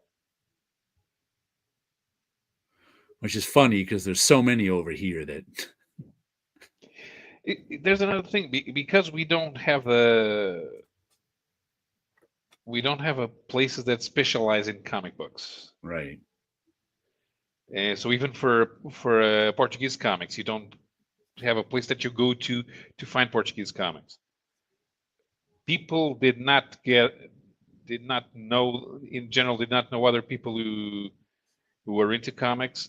And when you wanted, if at any time in your life you wanted to get rid of your comics, there would be no one to sell them to. It never occurred to people. So the most likely destination that your comics had was the trash. They would just Mhm. disappear. So that's why when there's a new collection of Corto Maltese or Blueberry, they buy the new comics, and they all have the same spine, so they all look great on the bookshelf. Tit Goblin. I forgot it was Thanksgiving. Yesterday was Thanksgiving. Happy Canadian Friday. It's Black Friday here in the US now. Everybody's out shopping. Except for Yeah, me. I've never once been shopping out on yeah. Black My Friday. comic shop did an ad on Instagram saying we have our Black Friday also goes to Saturday, Yeah, that, and I wrote a comment. Well, if it's Black Friday on Saturday, shouldn't it be Black Sabbath? Black Friday has been going on online since like last Friday. I've been getting Black Friday ads for stuff. Black Friday on Amazon too. I'm like, what happened to Cyber Monday? I guess they're getting well. And then there's like Small Business Saturday. I think tomorrow might be Small Business Saturday, where you're supposed to buy locally. Hmm. Okay. How do they enforce that? No one enforces. That's just a suggestion. Just a suggestion. Let's see another comic I got this week. Another Do you one that's remember? picking Do up. you remember a movie with Sybil Shepherd where she was nuts and she would kill people for minor social offenses? And Nope. there's somebody. Uh, Why is she wearing white over after Labor Day? Nobody should wear Ah. white after Labor Day. And then she killed it. Another one that's getting up there in numbers. Rogue Sun issue 23. Mother's Day? Question mark. No one dies on Mother's Day, okay? This is the one that takes place in the Massive Verse along with Radiant Black and Radiant Pink and all a bunch of other stuff. Our writers are Ryan Parrott and Nick Cotton. I think there's like a new artist handling the story arc. Bruno Frenda and Natalia Marquez is our colorist, with Becca Carey as our letterer. And this is a teenage superhero book, pretty solid. Like I said, pretty solid B. What's going on? He's got some allies. He talks to his dead father's ghost. He's got a mystery of who was killing this woman who runs the aviary. And it's funny, it took me, I don't think there's been an issue. I think this issue may have been late because I couldn't remember what happened the previous issue. And I was like, it took me a minute to catch up. I was like, oh, okay. But a solid superhero book, if that's what you're looking for. So I don't have a lot to say about it because some things are just solid superhero books. They're not particularly deep or thought-provoking, but they're good entertainment. Mother's Day or something like that. I really don't know. I'll check later. But I remember that scene because I don't know why it got stuck in my head. It's not a dark movie. It's supposed to be funny. It's a dark comedy, but Sybil Shepherd.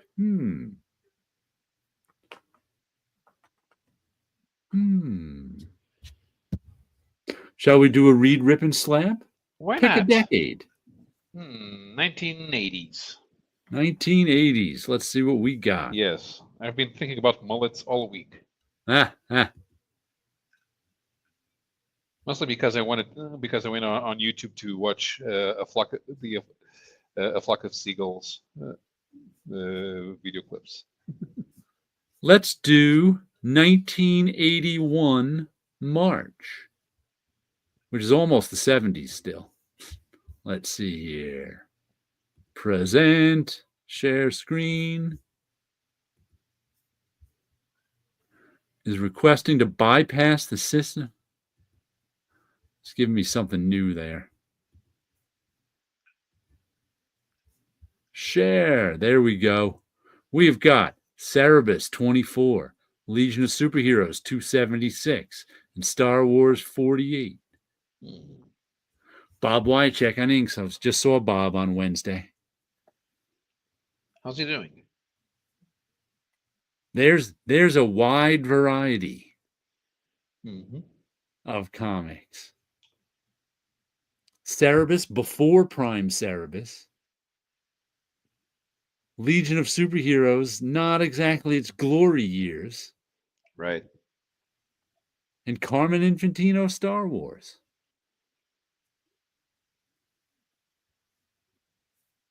A weird mix. Tit Goblin's already made his decisions. Read Cerebus, rip Legion, slab Star Wars. I'm going to rip Legion as well, but I'm going to read Star Wars because I wanted to see what an actual Darth Vader versus Leia fight looks like. And I'm going to slap Cerebus because that's a very good looking cover. That's a pretty good cover. I can't believe there's an actual Leia Darth Vader fight in there. I just can't believe it. Yeah, they probably wouldn't let him do that. No, it's probably they just fight. They just fire at each other for 2 panels, and then they go do something else.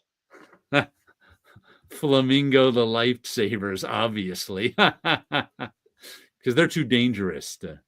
You have to dolphin the lightsabers. Yes, Flamingos can stand on them. No, I'm not not flamingo the lightsabers, the dolphin the lightsaber. Dolphin the lightsabers because they're too dangerous. You can't Yes, have and such dangerous things on a cover. and I'm He going must to have put dolphin them too. I'm going to put the flamingos on the Legion of Superheroes castle.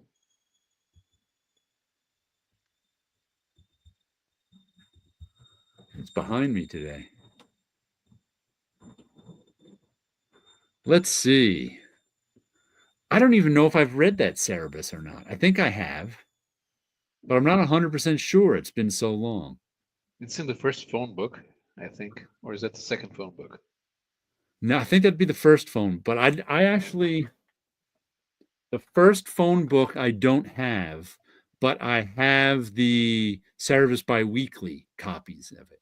So I think Cerebus Biweekly went up to 24 at least. Because at this stage, Dave Simmons is not yet doing those very long, drawn out storylines. Right. Matter of fact, let me check my database. That's a part 2 in there. That's a part 2 in the phone books and ends on number 25.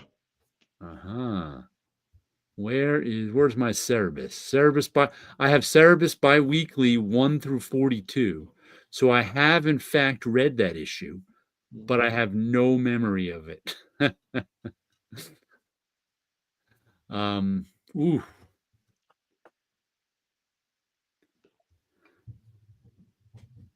Well, I certainly don't want to read Star Wars because I can't stand Carmen Infantino from that era.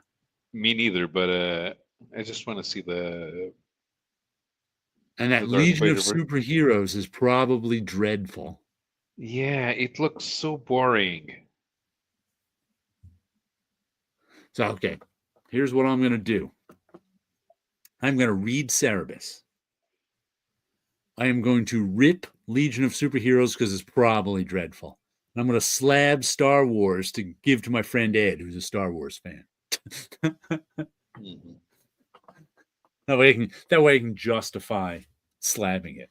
And I'm going to put the flamingos behind Cerebus in the darkness, peering out at us. Yeah, I thought about it, but I decided I'm putting them on top of the castle, looking at the good spot for them too. Mm-hmm. And I'm going to replace Princess Leia with a dolphin. And the grand tradition of replacing women with dolphins. Darth Vader is now going to find himself on the wrong end of a dolphin's blaster. Thank you, French Comics Code. Same as Tit Goblin for 62 Lefty Blues. I think I ended up doing that same thing too. Reading Cerebus, ripping Legion, and slabbing Star Wars. Dolphin the body at Darth Vader's feet. There's a body. By the way, I think or maybe you could, there's C-3PO standing in the corner. You could probably dolphin C-3PO. R2D2, I mean. R2D. Oh, okay. Look at that. He's blending right in with Leia's dress. By the way, I think StreamYard was doing the same thing that Topaz was doing, in that I got an email today, get 40% off of StreamYard, membership. And I clicked on it just to see. Mm-hmm. And last I remember, I haven't looked in a while to see how much StreamYard cost if you want like the professional version of it. But last I remember, it was around $8 or $9 a month. Because I remember you saying, that's 2 comics or something like that. Don't do that. That's 2 comics a month. And I just checked. And I think before the 40% off, it was $25 a month. I'm like, that sounds crazy to me. Well, who would pay $25? I mean, I was just finding that a little outrageous for what you get for your $25 a month, which was just more streaming. It would seem like, $10 a month was more logical, but I guess maybe they jacked the price up so they could give you 40% off and charge you the same.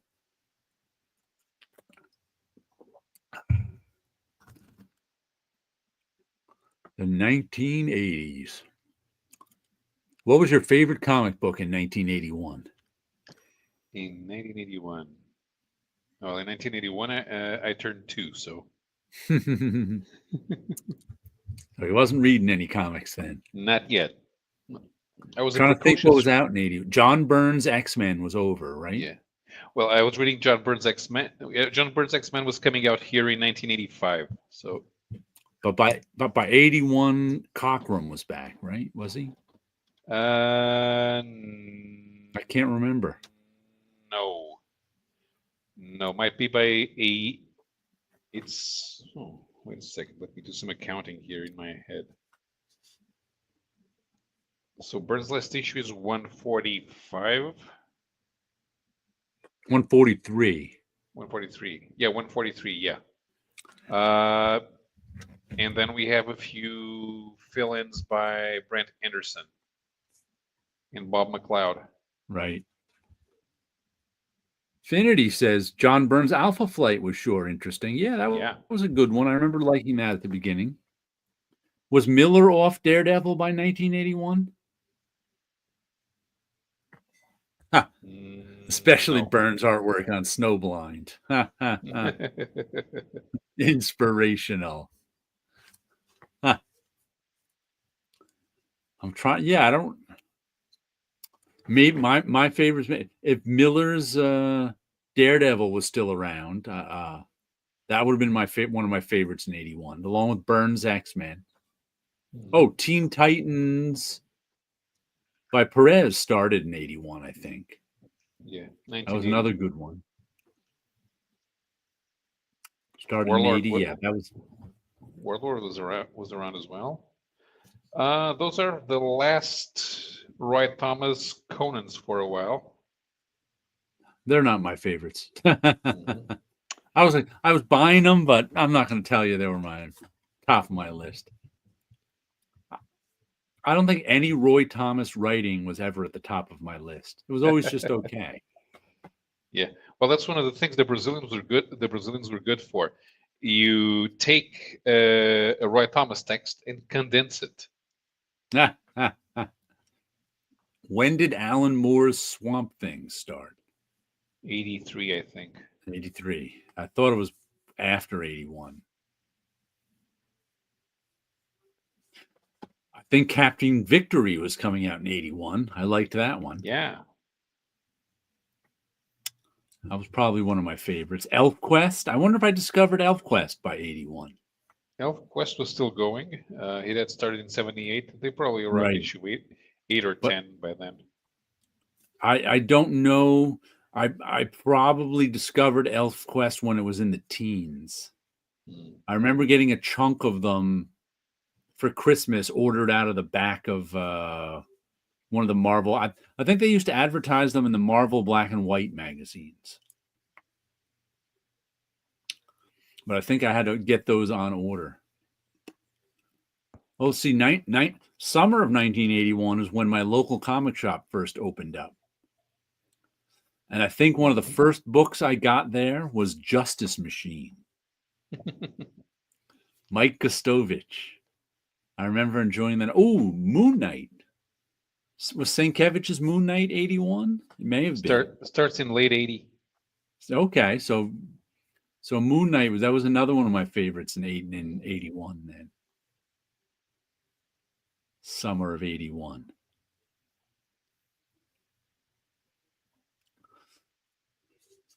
So that's a good. So we got Miller, Daredevil, Byrne, X-Men, Perez, Teen Titans, Sienkiewicz, Moon Knight, Kirby, Captain Victory. What else was coming out then that I liked? Maybe Elf. I probably didn't know about Elf Quest in 81. Probably just saw the ads and was like, I got to get that somehow. Because Pacific Comics was still brand new, and so was Eclipse. Yeah. So you didn't have that. You didn't actually have that many indie comics. No, not at all. Uh, And like I said, my Ti- comic shop just opened, and I hadn't started going there regularly. I was only 15 and couldn't drive. It's like a 20-minute drive away. So, what else was 90, new? 1981 was the worst Avengers. I was just trying to think if there was any Perez Avengers in '81. No, I think Gene Colan. Oh, that stuff made me stop buying the Avengers. That's when I quit buying the event. Right after issue 200, like issue 204. That was terrible stuff. Master of Kung Fu was post Fu Manchu death. Oh, Master of Kung probably was Gene Day, Master of Kung Fu in '81. Yeah, it was. I think it was slightly before Fu Manchu had returned, so there were some issues with the status of one of Shang-Chi's allies, the Dark Angel, and a bunch of guys showed up to try to take her down. But this was after the Midnight Carter issues. The guy who was the black exploitation kung fu guy. Good old 1981. In DC, wasn't Batman going through the Strange Apparitions arc with I Marshall have Rogers? no idea. I didn't start buying any DC stuff until the Perez Teen Titans. Then I kind of branched out from there. And I think I did buy Batman regularly, but it was mediocre. I mean, I don't remember any of it. And I think Legion was at getting ready for Earth War. Until Dark Knight Returns hit, Batman was really mediocre. Kind of funny because a lot of people like the Jim Aparo art from that era. Yeah, it was good. I mean, the Jim Aparo artwork was fine. That's the one thing I liked about Batman was the Jim Aparo artwork. But there was nothing special about the stories. No, not at all. Dark Knight did so much to revive Batman. But which is, I suppose, why people like the Strange Apparitions arc, because it's made by Marvel guys. Yeah. Who did that arc? Guillaume de Matteis and Marshall Rogers. Oh, okay. Yeah, I remember Marshall Rogers stuff from the 70s, but I don't remember any stuff from the early 80s. I think that was in 81, wasn't it? That arc. I'm pretty sure it was. There were some actual good issues of Superman too, right around then when I started buying it, because they were, I think Marv Wolfman was writing them and Gil Kane was drawing them. And they had Superman fighting like magical guys. And it was actually some pretty fun stuff briefly. Because Gil Kane Superman is pretty. But I don't think anybody remembers that stuff now. I barely remember it. And I read it. Tomb of Dracula, was that still coming out in 1981? No, it was the black and white magazine. Okay. I only jumped on Tomb of Dracula at the very end. So I think Bill Mantlo had already started on the Hulk. Even though the Hulk was my favorite as a kid, those are pretty mediocre. That's some pretty mediocre stuff. Oh, I like the one with the glass lady. And I like the one. Mantlo decides to bring back the Night Glider from Kirby's Captain America, the 70s Captain America. But I like that story because it's the one where all of those lame ass guys from the Southwest get together, the Rangers, Firebird and Texas Twister and Red Wolf.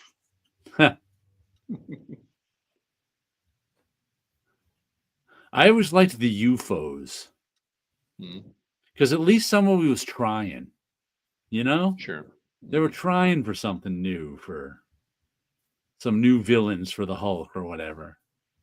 So they were, a weird version of Fantastic Four. All right. I still liked them, the UFOs. And let's see, here's another comic I got this week. We have got Spawn issue 359. 359. So it's been almost 5 years since the legendary Spawn 300. I know. How crazy is that? Amazing. Still only $2.99. And we've got this one is by Rory McConville, script plot. Todd McFarlane, additional script. Art by Brett Booth. And here's what's weird. Inks by Adelso Corona. Todd McFarlane inked page 1. He must have just wanted an ink page. Yeah. And Danielle Henrique inked page 14. Why? I don't know. But there's page 1 inked by Todd McFarlane. Right. Looks like all the other stuff. You would not be able to tell it was Todd McFarlane inks. But it's been a fun story. It doesn't even look like McFarlane inks. I couldn't tell you what McFarlane inks look like anymore. I'm used to seeing McFarlane inks over McFarlane pencils. Yeah. So, these are Brett Booth pencils. So, but that doesn't look like finished McFarlane art. So, is this Brett Booth cover? No, it's Bjorn Barends. What? Barends. Bjorn Barends and BB. Not the. I find these covers pretty bland. Mm-hmm. Yeah, these digital realism covers. Yeah, and Spawn with guns. Yeah, let Brett Booth do some covers. Come on, at least. Mm-hmm. But our story continues in this one, in which the war to see who would rule hell ended, and then all the access points between heaven and hell shut down. So all the angels and demons on Earth lost their superpowers. So Billy Blood, the king of the vampires, decided it was time to kill all those angel and demons since they were powerless, and he and his vampires were going to take over. So that's what's been going on since issue 351. And last issue we found these cyber angels showed up. We're like, where did they get their superpowers? And it turns out that this guy right here, Philip Cran, the Curse. That guy right there. Mm-hmm. I guess he's just a regular human, but he's a religious guy who thinks he's working for God. And God wants all these angels to be powered again and open up the portals. So he's given them all these cyber enhancements. Who knows how he's doing it to kill the vampires. So now we got the vampires versus the cyber angels, and Spawn wants nothing to do with it. He kind of wants his powers back so he can protect Earth. But what's funny is this character here. No, that's not her. Is that a different character? She's colored differently. She's got purple hair here. I think it's the same character, but turns out the person who won the war and now rules hell is Spawn's ex-wife. So she's now the ruler of hell, and she shows up in here, and Spawn's like, well, what's going on? What are you doing here? The gates are closed. She's like, you don't understand. Time moves differently. In hell, I've been planning this for decades. Spawn's like, what? So she comes up to tell Spawn that he can't team up with the cyber angels because then everybody will lose. And Spawn's like, what? So it's all left in the air. Even I don't understand why. Why would everyone lose just We because don't know. Spawn? Yeah. We don't know. But isn't that a Batman and Robin Frank Miller homage right there? Does that Yeah, remind you of the? I think so. Yeah. I think so. I saw that and I didn't look it up. I'm like, I think he's doing Batman and Robin from Dark Knight. And I don't know what this last page means, but there's tons and tons, a lot of Brett Booth noodling in it. But That one I would believe was inked by McFarlane. Nope, it was inked by, who is this? Adelso Corona. Previously in Spawn, Spawn and Lyra receive a cryptic message claiming to have a way to stop blood. Oh, that was a funny plot moment. Is Philip Kron, the Curse, is meeting with a bunch of his cyber angels who just left Spawn. They were messing, they were fighting with Spawn a little. And the cyber angels are, how did you find us? And Curse is like, I'm the one who told them where we were. Wanted to get him here, give him a chat. Like, oh, okay. That's how we found him. He was the one who gave him the message. Some nice colors in this, too. Who's doing the colors? Robert Nugent. But I've been enjoying this plot line in Spawn, though I don't understand how Spawn's still alive. He's got no powers, as he says in here, and he keeps deteriorating. He's got like everything's torn up, his face is torn up. He's got like wounds everywhere. And he even in here he says, just because I'm says something about him being loaded with military skills, but that won't be enough to keep him alive forever. And I'm like, well, I don't understand how you're still alive. It's like he's falling apart before our eyes, and everybody just keeps beating up on him. What's that? Or the Robin and Batman Miller did a couple of years ago. Yeah, it definitely looks like something from Dark Knight Returns, one of those Dark Knight stuff that Miller did. I think he stuck in there. So it's like Spawn keeps fighting these tons of people and living. I'm like, I don't know how he's alive without superpowers. Comic books. I tell you. Sometimes they're just not realistic enough for me. Spawn should have died 4 issues ago of an infection.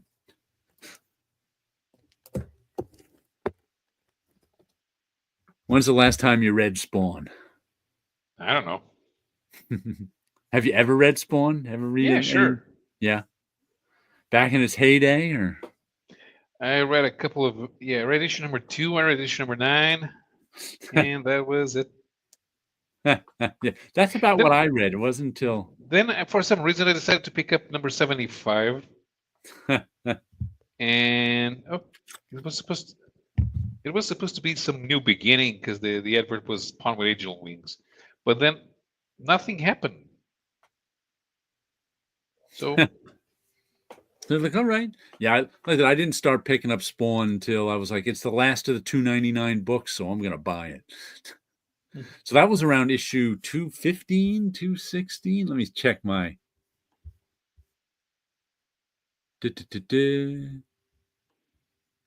Where is Spawn? That's Cerebus. What is the? Because I also bought the Eric Larson Spawns, but they were, I think, a couple years before 300. Seduction of the Innocent. Spawn. Let's see. I have Spawn from 312 to present. And I also bought 258 to 266. That was the Eric Larson stuff. Then I didn't pick it up till with 312 I started buying it. Just because it's still $2.99.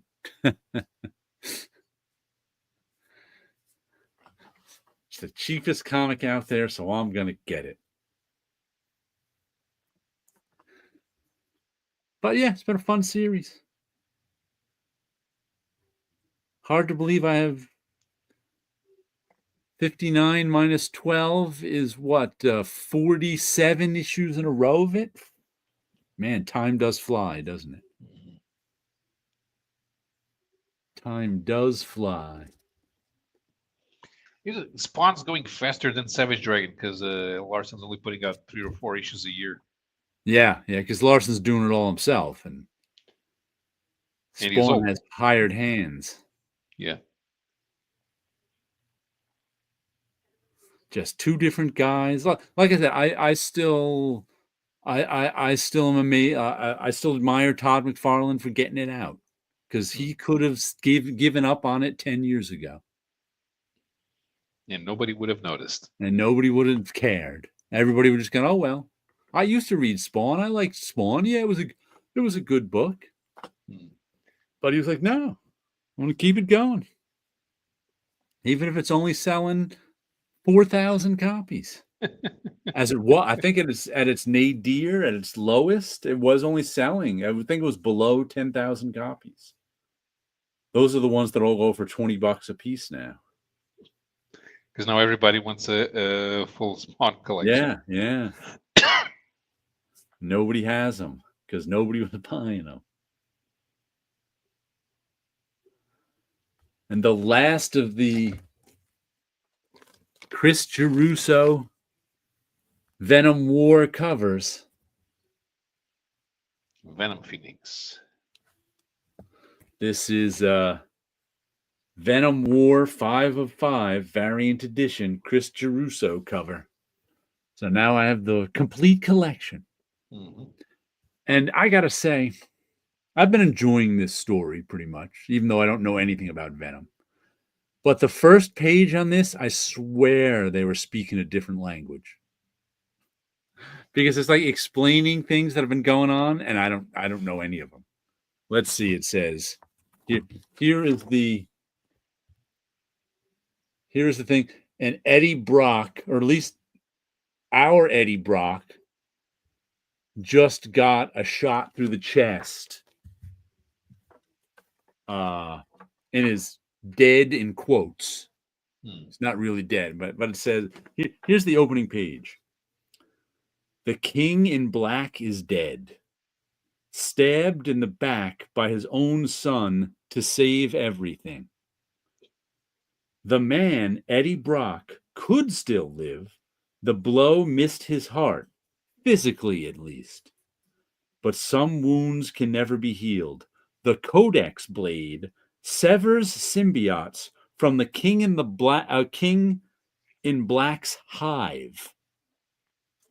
Eddie was a human symbiote, but cut off from his own hive, removed forever from his power. He is only human. The King in Black is dead. Long live the King in Black. It's like, I have no idea what any of that means. Mm-hmm. So, Eddie Brock has a hive of symbiotes, I guess. But the Codex blade severs the symbiotes from the hive.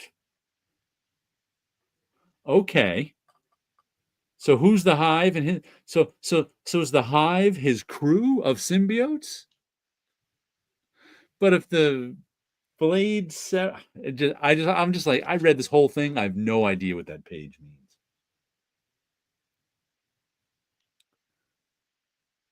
A human symbiote cut off from his own hive, removed forever from his power. But he's a human symbiote? That's not a symbiote. None of it. And then they go on to have stuff where all this takes place like in a wrestling ring. And this guy shows up. Meridius shows up. And Meridius is Eddie Brock from another future. And he's trying to kill Eddie Brock for some reason. Meridius is the fallen Eddie Brock from a fallen future. Whatever that means. That sounds like a Wilson question. Yeah, he'd have to tell us what's going on. If he knows. He knows Spider-Man. I don't know how much he knows. And then these other weird things happened where all of a sudden a gold symbiote showed up. It's just like, you lost me with this last issue. I knew what was going on through most of it. Oh, and someone said, I think this was all to get, this whole series was to get, somehow to get Eddie Brock to be Carnage. And the one of the guys introduced in this series is the anti-Carnage. And his name is just Carnage spelled backwards. No, Jesus. When he first showed up, they gave his name, and I was like, oh, that I've read Zatanna enough to know that's a word backwards. I was like, oh, that is it. Here it comes, kid. Eggenrack. Eganrac. Eggenrack. That's the anti-Carnage. It's Carnage spelled backwards. I see. And what does he do to people? I don't remember. There was an explanation, but who knows? If Carnage kills people indiscriminately, what does anti-Carnage do? The explanations have so much jargon in them. Let's see, where's the anti-Carnage? It's 2 magic bullets. He needs only 1. He's a weapon, as it were. Oh, the anti-Carnage. The gold resists the red. And more than that, we can feel it on a deep levels of our being. Maybe it explains it when he first shows up. He enters like a falling angel. Meridius, the fallen Eddie Brock from a fallen future, armed with the All Blood, the Necro Spear. Oh, that's right. He throws the Necro Spear at a guy, misses, and then gets killed with his own spear. I don't think they ever explained the anti-Carnage. Maybe they did, maybe they didn't, but I can't find the explanation. Hold on. A thing of carnage, but Engarak reverses that. It makes the spear ours. I don't know. There was so much jargon in this. Oh, the anti-Carnage, his symbiotes made people zombies. Like I liked the beginning of this series, and of course I bought it for the Chris covers. But that ending was just like, what? I have no idea what's going on.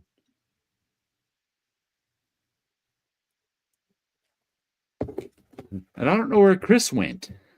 Maybe he went because I didn't hear from him. Last weekend was the final order cutoff for one of his X-Men covers. And usually I send him a message to let him know. That way he can post it on his Facebook and Twitter or whatever. But he never posted it, and I never heard from him. Like, what's Chris up to? That is out of touch on social media.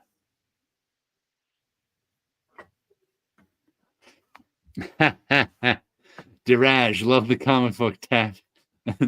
Olaf can pronounce anyone's names. Anti-Jared and Paolo don't have a symbiotic Hob anymore. Diraj used to be one of my emails. My first email, I used my name backwards. Tape. Loves comic book tape. Comic bag tape. You know what? When I got these this afternoon, they were all taped down. The first thing I did before I even looked at the covers was took all the tape off and threw it away. So now they're flapping free. I'm trying to decide if I want to put them in Mylar or not, because I think I have some Mylar I could use for them.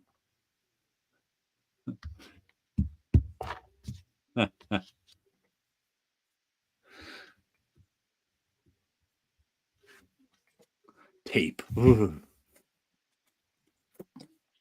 Let's see. What's another one I got? Creep Show. I really like this cover. Let me show you this cover big. Mm-hmm. It's just got some nice horror zombie art on it. I think this is Martin Morazzo. He's been drawing all the A covers.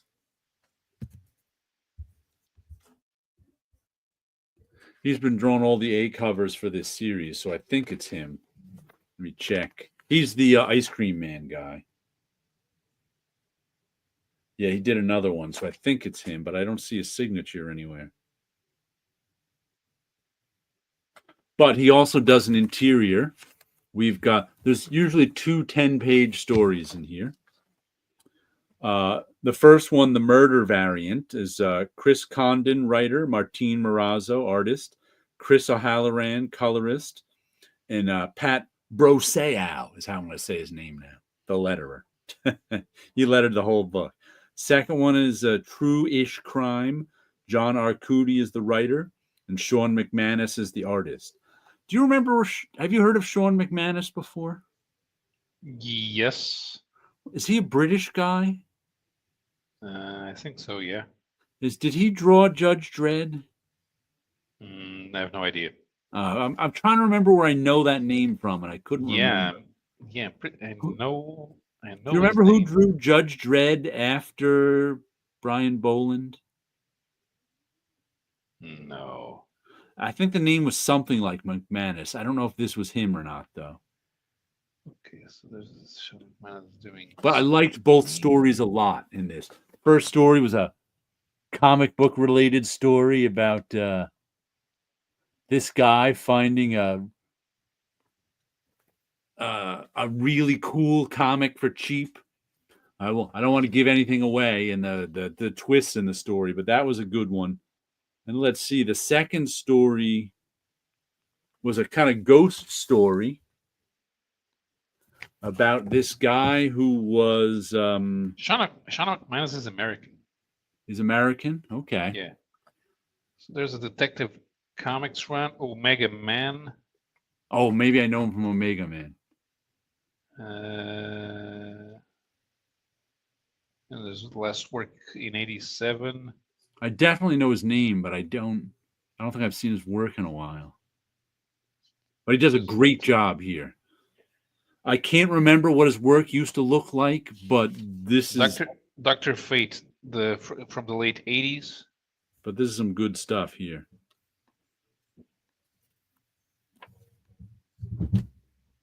This one's a ghost story about a guy who is in jail for killing his daughter, I think.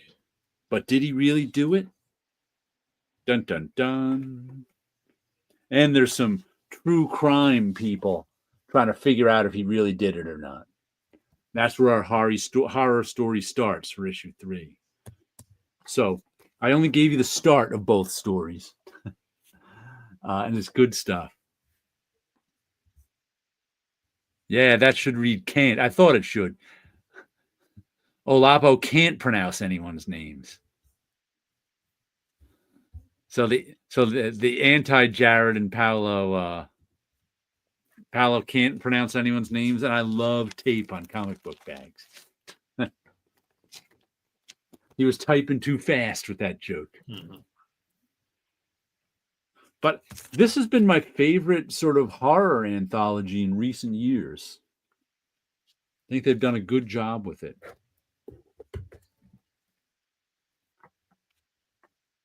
Dr. Fate was hit. What did he do in the 90s? There's a Thanos story in Marvel Comics Presents. Fill-ins in a lot of places, including Sandman. Oh, okay. A run on Supreme. Okay. Something called The Man Called AX for Malibu Comics. One issue of Deathblow, one issue of Nightman. The Ultra Force Spider-Man crossover. Been kicking around for a while. Mm-hmm. Daredevil fill-in. Lobo fill-in. Spider-Man 1, Spider-Man Annual.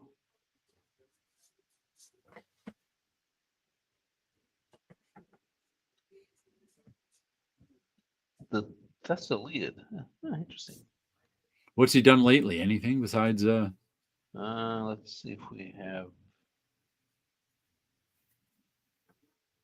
a.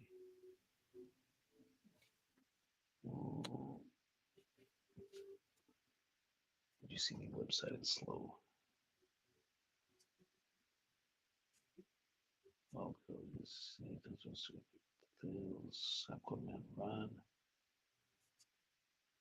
Reap Show? Cinderella miniseries from DC. Actually, quite a few of them. Fables.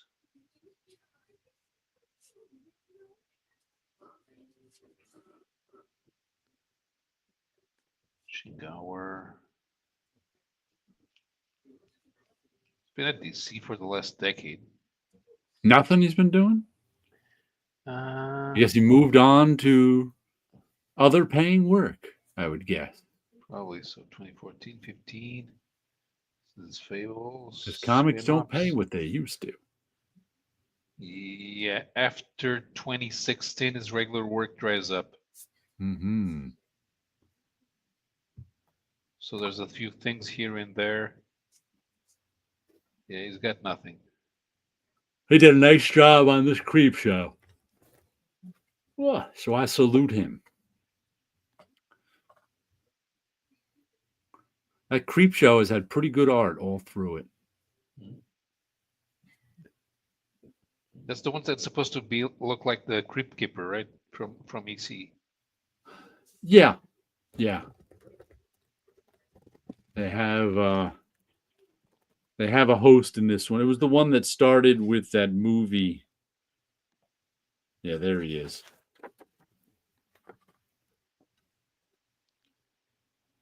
It was that I think Stephen King did it.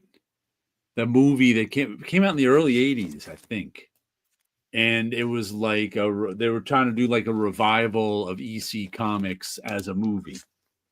And there's 4 stories in it.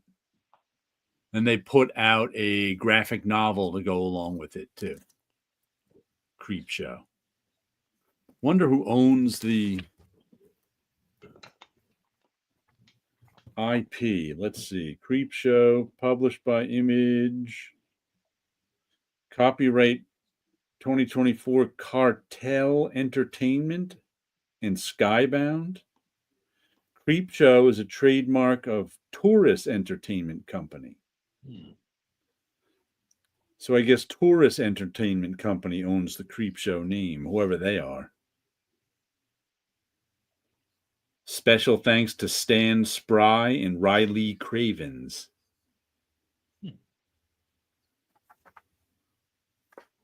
What's GN?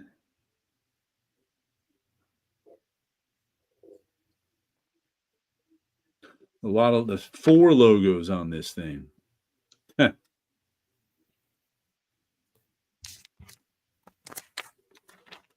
But yeah, fun stuff. Creep Show is fun stuff. Yes. I think I still have the graphic novel on my shelf. I haven't seen it in years, so I'm gonna have to go look for it. Let's see. 62 Lefty Blue says Creep Show 1 and 2 with George Romero and Stephen King. Okay. I think they brought back Tales from the Crypt TV series. Yeah. They probably did Creep Show because they didn't want to license Tales from the Crypt or couldn't. Something like that. So they invented their own in the same vein. Let's see, the last book of the week I got here is Babs, issue number 4. Yeah. Okay. There's a mini. I think it's going 8. I think the last 2 series went 8. Garth Ennis and Jason Burrows. And is this sort of comedic barbarian story. She's the lead barbarian in it. And in this one, she's searching for her friend. She has to go on a ship with elves, and she hates elves because they're so pompous and annoying.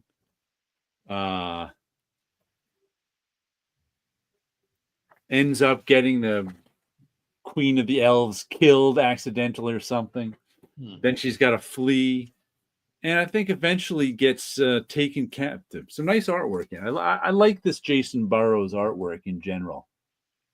This is the 3rd series I bought by these 2. And it's comedic barbarian stuff from Garth Ennis, about what you'd expect. It's got some bawdiness. But this, and they usually give you the cover with logo and the cover without logo. Ahoy Comics. This might be the only Ahoy comic I've bought in a long time. I forgot they were still out there. But this cover actually reminded me. I discovered some sort of like nudie covered comics on eBay. I'll have to look them up again. I don't think I mentioned this. But they were to like Marvel Comics and stuff, like the Anti-Costa. But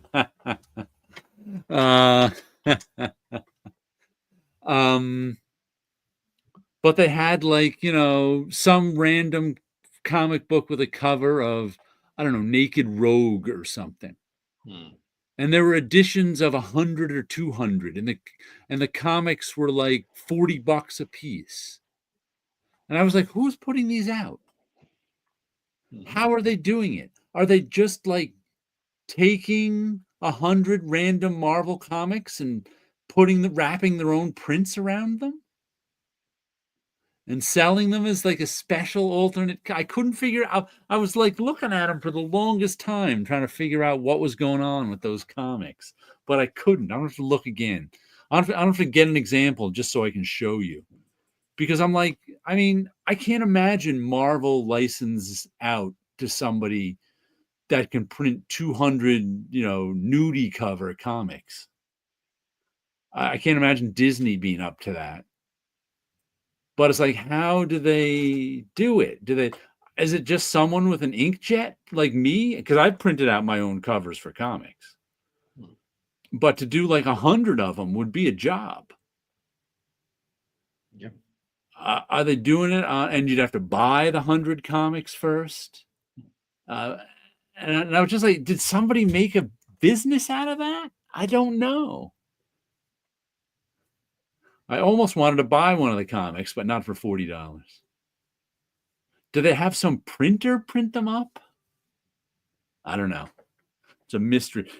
It's like, because they'd have to, unless they're doing it on their own inkjet, where it would probably take a couple of days to print out 100 covers on an inkjet. Then you'd have to hand trim them, wrap them around, pull the staples, like I said, I've done it. I know how much work it is. It would probably be worth it for 40. If you could sell one for $40, if you could make $40 profit, because they're probably only making $30 profit off of one. Even if you're making $30 profits off of one and you can print out and put together 2 an hour, that's not bad.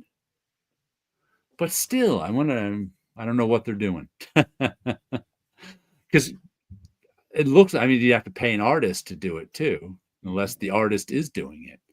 I got to look into that a little more just because I find it crazy. The things I find when I'm looking on eBay.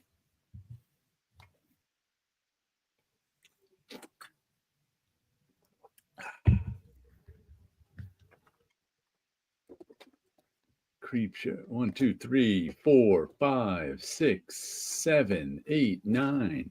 9 was a lot this week. I think the last 2 weeks I've only gotten 5. So 9 Yeah. was a lot. Can't remember the last time you had 9 comics. Yeah, it's been a while. Been a few weeks at least. And the ebb and flow of what comes out. Let's see, is there anything end? I think Creep Show's got 2 more issues and a Christmas special. Feral's ongoing. Oh, Venom War ended.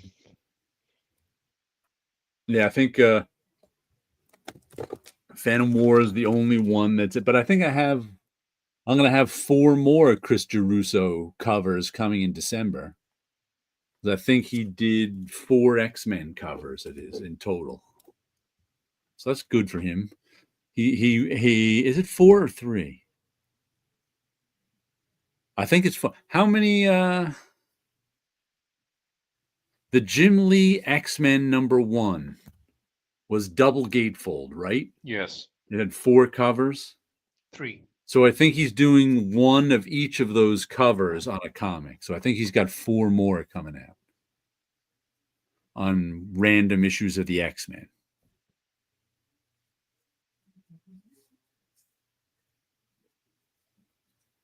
Is Jim Lee still at DC? Yes. Okay, I wasn't sure. Because I know he's been doing stuff I've seen him do stuff for other places. I was like, at least I think I have. Yeah, he did some stuff for No, he didn't. I'm confusing him with what's his name from Marvel? All of a sudden I can't remember the Daredevil artist who was Marvel's publisher for a while, been there for years. Quesada. What was that? Yeah, Quesada. Quesada left Marvel, right? He's yeah. That's who I've seen been doing things for other people. Okay. I wonder why he left Marvel. I think he already cashed in his stock options. Probably. I mean, he's probably a millionaire by now. He's made a fortune. Pit Goblin. Most likely, someone has the covers printed and they pop the staples themselves or piecework, make the overhead worth it. Yeah, that's what I think, but I'm not sure. It's probably $3,000 profit if they sell. You can make a lot. You can make a lot of those in a week. It's probably less work than 100 sketch cards. Yeah, you're right. And 100 sketch cards at what was he getting? $5 a sketch card is only $500. So, and you know what's weird? I tried to see if my printer would print on a sketch card size, 2.5 by 3 inches. When I was, talking to Wilson about printing out, Blue Line, the sketch card, and sure enough, I could make on my printer. I could make a 2.5 by 3 inch size paper setup for printing. I can put it in the printer. I can go to print something 2.5 by 3 inches, and it just feeds it right through and prints nothing. I'm like, oh, it doesn't say, no, you can't do that. It doesn't say too small. It feeds the paper right through perfectly. It grips it, feeds it through, but it prints nothing on it. I'm like, okay. Guess I haven't figured that out.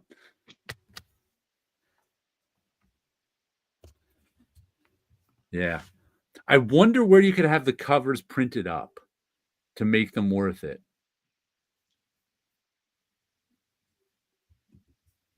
Like you'd have to, like I wonder if you could get the cover, because like I said, I can print on 11 by 17 here, but then I wonder if I could trim the paper first and then print edge to edge. I'm just trying.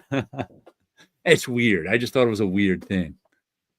But I could possibly do something like that if I ever felt like it. But it's just a weird thing. What comics would I do covers for that could be nudie and people would buy them? That's always the story. Well, we should let Paolo get to bed now.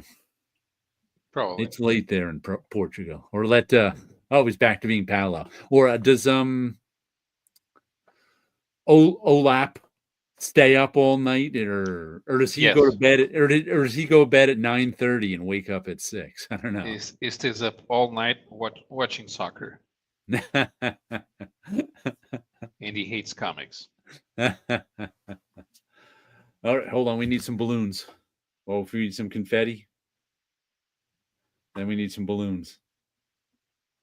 All right, and some lasers. Now I feel better. All right, so everybody have a good night out there. All right, see ya. We will catch you all next time.